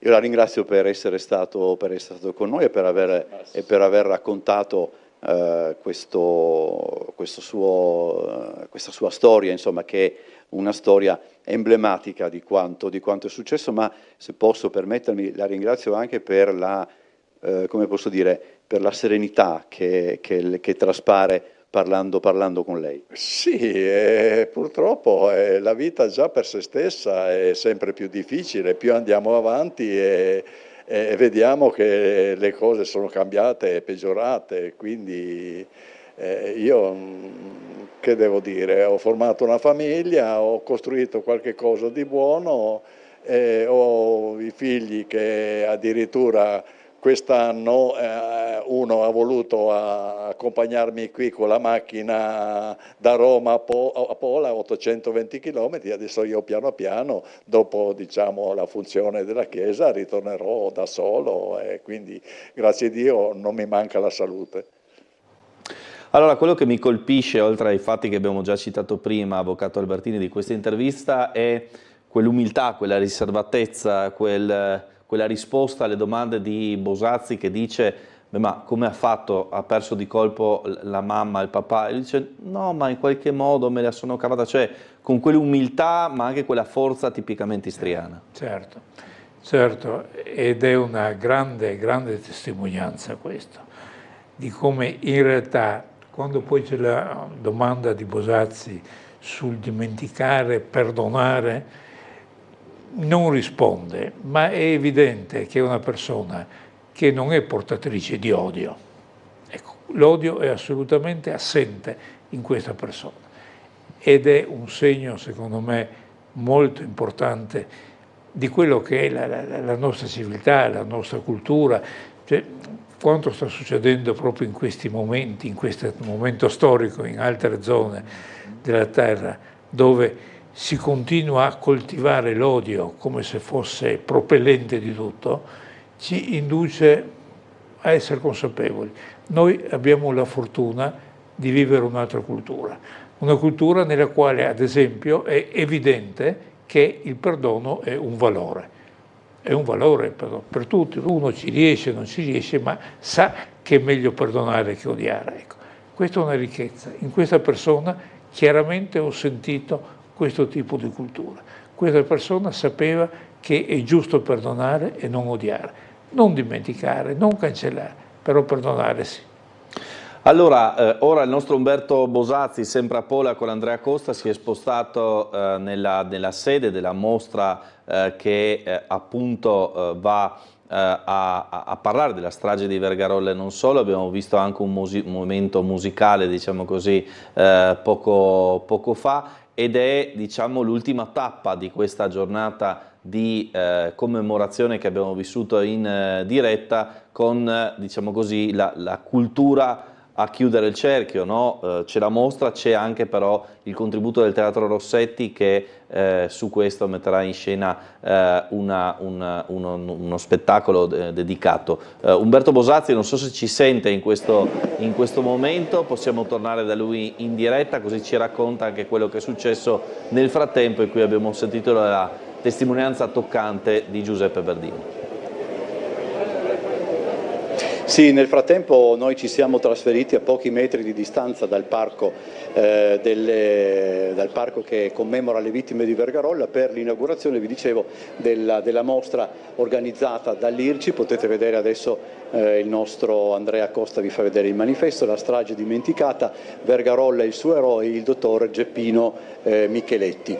C'è una comunicazione di servizio all'interno della sala, la linea non prende, quindi noi rimaniamo di fuori, e adesso vado alla ricerca, lo vedo già, del direttore del Teatro Stabile del Friuli Venezia Giulia, Paolo Valerio, che è, quindi mi muovo su un territorio che mi è un pochettino più, come dire, familiare. Adesso dovete avere un attimo di pazienza perché lo recupero un attimo. Siamo solo un attimo in diretta, direttore. In diretta? Eccoci. Allora, ha debuttato proprio al Mittelfest di Cividale, no? Se non mi sbaglio, sì. Uno spettacolo che arriverà a Trieste nella prossima stagione. Sì, sarà a Trieste in Sala Bartoli nei giorni di ricordo, la prossima stagione, e avrà un'anteprima nei mesi di fine novembre-dicembre a Pola e a Fiume. Ed è uno spettacolo che pesca ancora in quel giacimento culturale di memoria che è fatto cui si può attingere nelle nostre zone. Il Teatro Stabile del Friuli Venezia Giulia vi ha già attinto in parecchie circostanze, in questo caso in maniera un po' particolare, se non ho capito male quando lo spettacolo è stato presentato, in forma di, non di fumetto, ma comunque di graphic novel. Graphic novel, sì, in realtà la dicitura corretta è questa, graphic novel. Siamo contenti anche di questo studio, questa presentazione che abbiamo fatto a Mittelfest, perché ha avuto un bellissimo riscontro col pubblico, sia di persone che già conoscevano la strage di Vergarolla e anche persone che non sapevano nulla. E la reazione è stata molto positiva perché è un linguaggio totalmente contemporaneo, molto forte, molto dedicato anche a un pubblico giovane e che al tempo stesso riesce a evocare una tragedia di cui abbiamo pochissimo materiale. Proprio sfogliavo ora la tragica immagine che è questa del fungo e poche altre immagini. E invece, lavorando sul fumetto con Marco Trecalli, che è stato bravissimo in questo lavoro, siamo riusciti a lavorare appunto su un concetto diverso, una narrazione che in qualche maniera riesce a riportare l'emozione. Questo progetto nasce stimolato dall'Università Popolare di Trieste, che è stata l'ideatore del progetto, con il testo di Davide Rossi, Lucia Bellaspiga e altri coautori, e quindi stiamo lavorandoci, siamo ancora in fase di chiusura perché abbiamo presentato 45 minuti, ci manca ancora un quarto d'ora finale, e io sono stato molto contento invece di essere qui oggi. Ecco, perché volevo arrivare proprio anche a questo, perché lei è stato qui per tutto il pomeriggio, per tutta la durata delle commemorazioni. Lei conosceva la nostra storia perché, se non mi sbaglio, prima ancora di diventare direttore del Teatro Stabile del Friuli Venezia Giulia si era occupato dell'esodo, sì. non vorrei sbagliarmi, ma credo veramente di no. In questi anni alla guida del Rossetti, che cosa, non dico imparato perché non è corretta come definizione, che cosa ha introiettato che è ancora peggio come definizione, mi rendo conto, proprio di queste storie, insomma, di questa gente. Dice una cosa molto giusta, cioè io molti anni fa ho scritto un testo per non dimenticare, dedicato alla storia di un amico che ora non c'è più, Renato Campaci, che era un esule fiumano. Una persona che fino al 2004, fino a quando non è stata promulgata la legge, non ha mai parlato di questo, e come moltissimi altri dopo la legge ha cominciato a raccontare, e ha raccontato a me questa storia. Io allora ho fatto uno spettacolo a Verona ed è nata per me una grande curiosità per una storia che conoscevo davvero molto poco. Quando sono arrivato a Trieste ho avuto l'occasione prima di lavorare a un video che partiva dalla storia di Renato Campaci, ma con gli attori del Teatro Stabile, ma soprattutto nei luoghi. Quello che mi ha molto cambiato è che io raccontavo questa storia senza essere mai stato, che ne so, alla Foibe di Basovizza, o non ero mai stato al campo profugo di Padriciano, e vedere i luoghi raccontano certe volte molto più delle persone. Oggi per me è stata una forte emozione prendere insieme il battello e andare in questo luogo che non c'è più, perché noi ci siamo immaginati Vergarolla come una spiaggia con la pineta, l'abbiamo rappresentato anche così, ma in realtà noi siamo andati e non c'è più. E quindi tu lanci questa corona di fiori e il mare l'abbraccia e ti lascia questa sensazione proprio di qualcosa che è stato cancellato dalla storia, e questo ottantesimo fortemente lo vuole invece ricordare.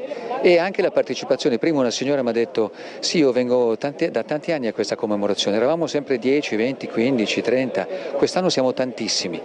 Quindi questo vuol dire che questa storia comincia a essere finalmente raccontata, e finalmente cominciamo a cercare di capire perché nessuno ha mai voluto approfondire, e perché forse nessuno ha mai voluto istituire una commissione d'inchiesta, cioè è rimasto tutto in un limbo.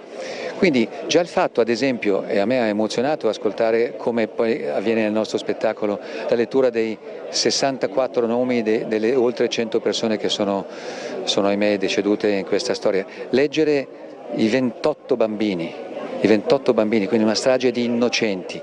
Ecco, tutto questo serve comunque in un certo modo a tenere vivo questo ricordo, torniamo al tema dei giacimenti culturali, ma al tempo stesso riunire una comunità, perché il sindaco di Pola ha fatto un'introduzione molto, molto bella. Questa è una nostra storia, è una storia della nostra città, e questo secondo me è già un bellissimo modo per dire: bene, parliamone tutti insieme.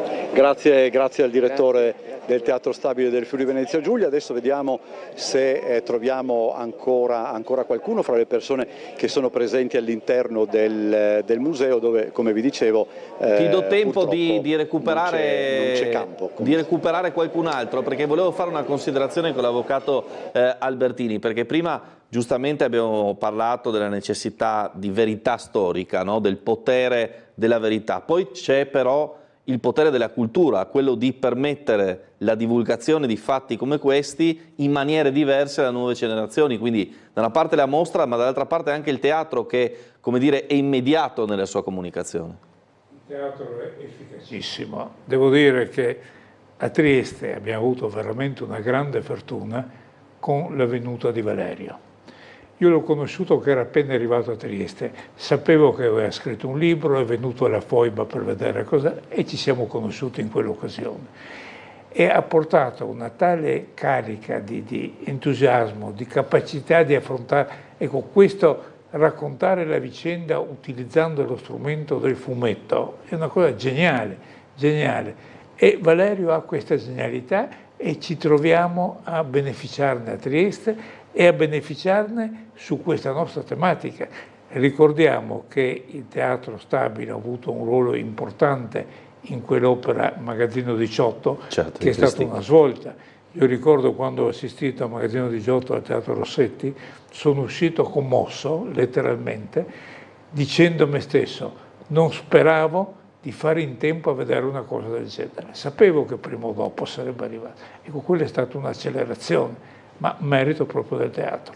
Quindi il teatro ha un'efficacia veramente unica. Certo.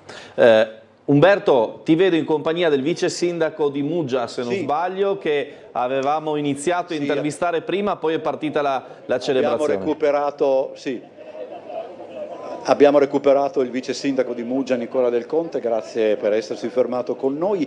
Allora, ripartiamo da dove ci eravamo fermati. È una, diciamo così, è una giornata e un luogo anche, perché molto poi si è insistito anche sul luogo, no?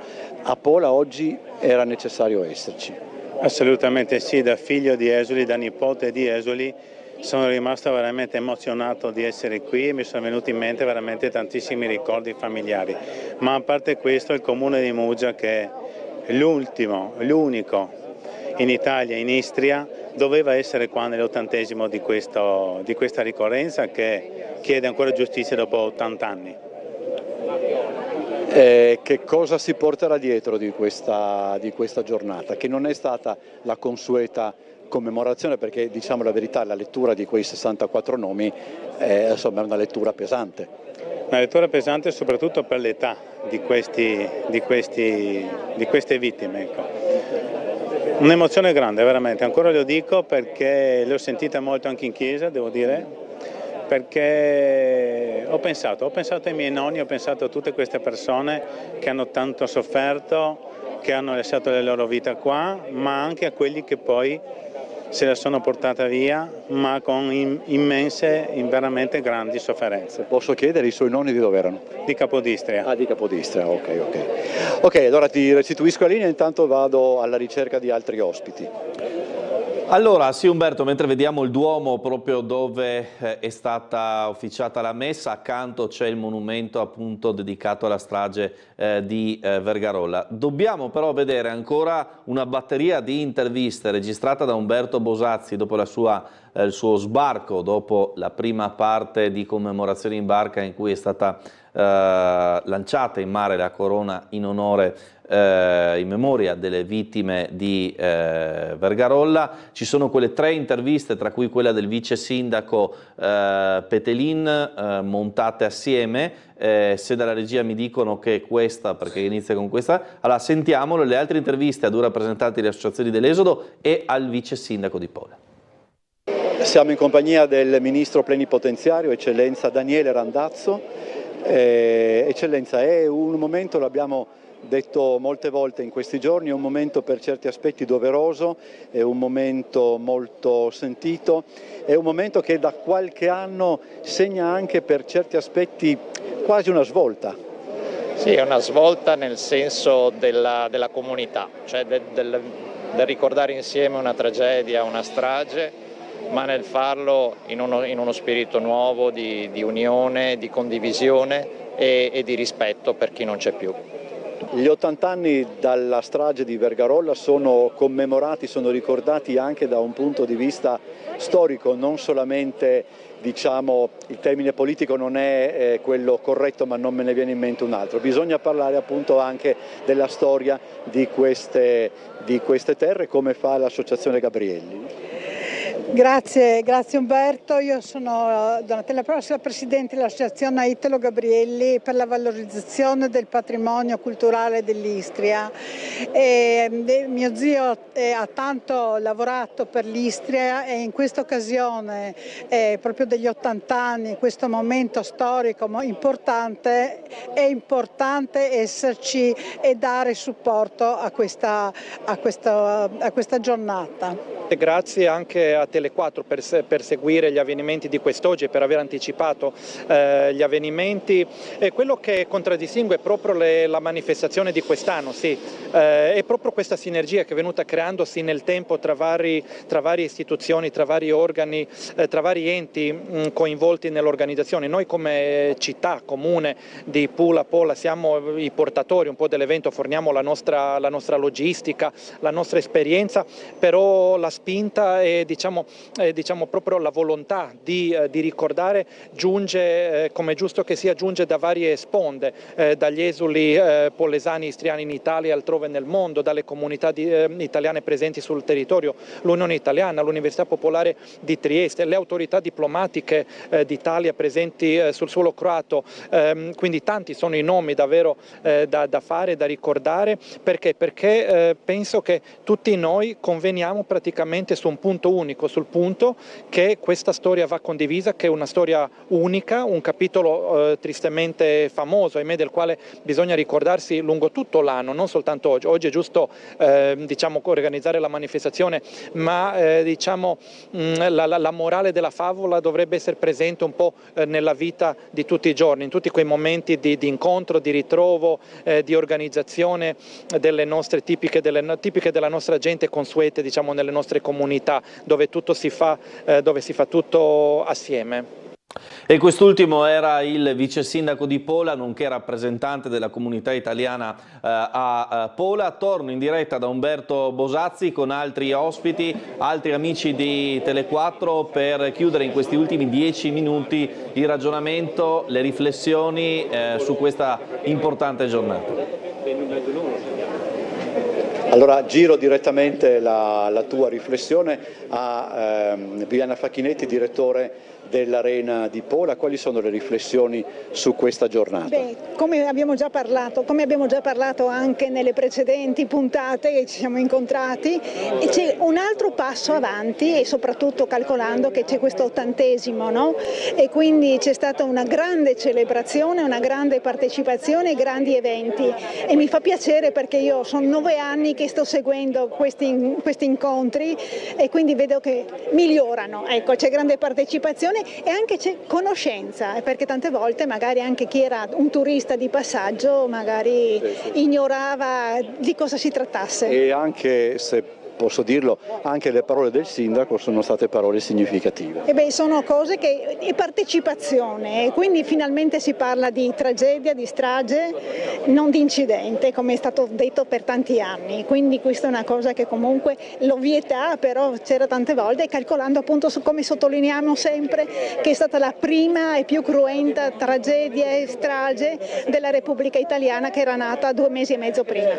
E questa volta non mi sbaglio, il prossimo numero dell'Arena di Pola, che sarà dedicato proprio alle celebrazioni dell'80°, sarà pronto alla fine del mese. 31 agosto. 31 agosto. Stavolta me lo sono ricordato. Io vado ancora un attimo a pescare ospiti e poi ci risentiamo. Qui insomma mi viene da chiedere ovviamente all'avvocato Paolo Sardos Albertini qual è il prossimo passo a questo punto, perché oggi abbiamo visto veramente una profonda condivisione, e va sottolineato, per chi va alle cronache del 79° anniversario, cioè l'anno scorso, ci sono stati invece momenti di polemica, no? Proprio sulle diciamo, considerazioni relative a quello che è stato la strage, l'attentato e così via. Oggi devo dire c'è stata grande condivisione.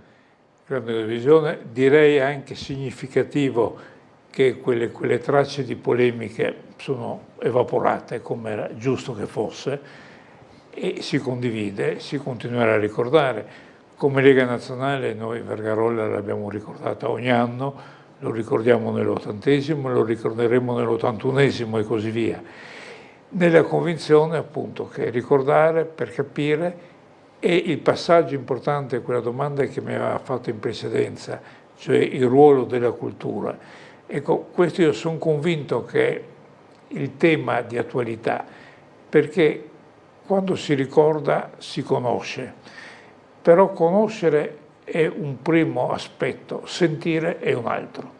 È lo strumento dell'arte, della letteratura, del teatro, che fa sentire alle persone quello che è accaduto. Nel momento in cui riusciremo a trasmettere anche questo, il sentimento di questa tragedia, l'operazione sarà compiuta e sarà consegnata. Per questo sottolineo il ruolo importante del Rossetti e altri strumenti di questo tipo. Far arrivare alla pancia delle persone, non solo alla testa. Ecco, questo per un'immagine un po' forse brutale. No, chiaramente efficace. Umberto, ancora un'altra graditissima ospite assieme a te per parlare, diciamo, del bilancio un po' di questa giornata. Umberto mi sa che in questo momento non è collegato dal punto di vista telefonico, mentre in video si vede e funziona benissimo. Appena magari avvisatelo voi al volo che è in diretta e che può partire con l'intervista. Eccolo qua. Vai Umberto. Allora siamo in compagnia di Rosanna Giuricina, amica e collega che segue da tempo tutte le vicende che riguardano il nostro territorio. Domanda che abbiamo ripetuto: qual è la sensazione che tu provi oggi, proprio alla fine di questa commemorazione? È una storia infinita che non ha certamente una conclusione. Non ha una conclusione perché la vicenda di Vergarolla è un qualcosa che ci è stato demandato, che abbiamo ereditato e che noi dobbiamo continuare a portare nel tempo, anche perché per 80 anni di questa vicenda si è parlato pochissimo, si conosce pochissimo e non si è riusciti a coinvolgere quella società civile che dovrebbe fare tesoro di quanto è successo in quel 18 agosto. Per cui è un inizio, in effetti, questo anniversario, questa cerimonia degli 80 anni è un inizio che ci porta verso il futuro, verso una visione un po' diversa di quelle che sono le dinamiche che riguardano il mondo dell'esodo e non soltanto. Dobbiamo ragionare su ciò che possiamo demandare al prossimo e rendere anche i giovani più coscienti di quella che è la loro storia e anche quindi la loro identità, che è un concetto che si sta perdendo.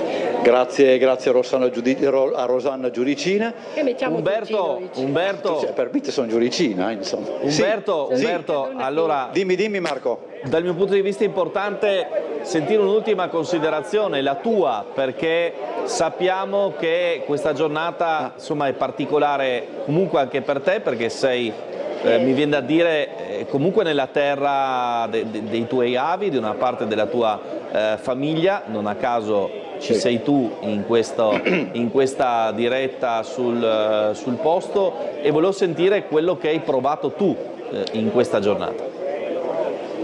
Ma allora, come è noto, io sono istriano per 3/4 perché mia mamma è anche lei figlia di un istriano, ancorché andato via da Pola negli anni 20 del secolo scorso, e come molto spesso raccontato, il rapporto che mio papà ebbe con il suo essere istriano è stato un rapporto molto, molto particolare, segnato dall'esodo, quindi diciamo che sono un figlio di istriani atipico per certi aspetti. E sto per altri versi recuperando questa cosa. Allora non dirò che è come essere tornato a casa, perché probabilmente è un po' eccessivo, eccetera, però come dire, ho trovato molta italianità, fra l'altro, qui a Pola, anche un'italianità, come posso dire, di ritorno, perché per esempio non so, le tabelle delle vie sono anche in italiano, alcuni cartelloni pubblicitari sono in italiano, eccetera. Io non voglio dire di chi sia merito, se è stato fatto troppo presto, troppo tardi, eccetera, però certamente è quello che io ho detto anche anni fa: io recupero il mio essere istriano anche grazie ed in virtù del mio lavoro, e questo è un atteggiamento, una considerazione che mi ripaga anche abbastanza di quello che stiamo facendo e di quello che stiamo raccontando. Grazie Umberto, perché insomma so che era un momento importante comunque anche per te, si è sentito anche nell'impegno che hai messo nella diretta come sempre, ma che abbiamo messo un po' tutti, perché insomma una diretta da Pola anche per questioni tecniche è andato tutto alla grande, ma non era così semplice, diciamo così, da realizzare senza intoppi. Avvocato Albertini, qualche ultima considerazione da fare al termine di questa giornata? Mi è piaciuta molto questa sottolineatura di Bosazzi, che ha recuperato in parte la sua istrianità anche grazie al suo lavoro. Sarebbe facile l'inverso, che il lavoro faccia dimenticare, invece no. Vuol dire che effettivamente le cose si stanno muovendo in questo senso. Io sono così strutturalmente sempre ottimista, ma anche su queste nostre vicende le ho sempre lette in chiave di ottimismo. Abbiamo vissuto una tragedia, appartiene al passato. Sta a noi fare di tutto perché succeda nel futuro qualcosa di altro, che potrà succedere, che sta già succedendo. Oggi abbiamo in qualche modo vissuto un'anticipazione di futuro. Dobbiamo continuare a muoverci in questa direzione. Certo, molto, molto importante, proprio per questo insomma Tele4 ha voluto riservare questo spazio speciale. Vi ricordo, siamo in diretta dalle ore 17 sino sostanzialmente al telegiornale, perché tra un minuto abbiamo concluso la diretta, ma nel TG rivedremo i momenti salienti, il lancio in mare della corona in memoria delle vittime della strage di Vergarolla, la lettura dei nomi e dei cognomi delle vittime con un passo di quella bellissima poesia in dialetto istriano, le parole del console a Zagabria, le parole del sindaco di Pola, quanto mai importanti, dette da un rappresentante del governo croato, che insomma hanno colpito un po' tutti. Ritroveremo anche Umberto Bosazzi per un breve collegamento in apertura. Ringrazio l'avvocato Paolo Salobertini, presidente della Lega Nazionale, per essere stato con noi e averci accompagnato in questo racconto. Ringrazio Andrea Costa, Umberto Bosazzi, Gianluca Valenti regia e Bernardo Gulotta che sta preparando il telegiornale, tra poco sarà qui con voi. Vi lascio, ci ritroviamo con il TG in diretta a 19:30, 5 minuti.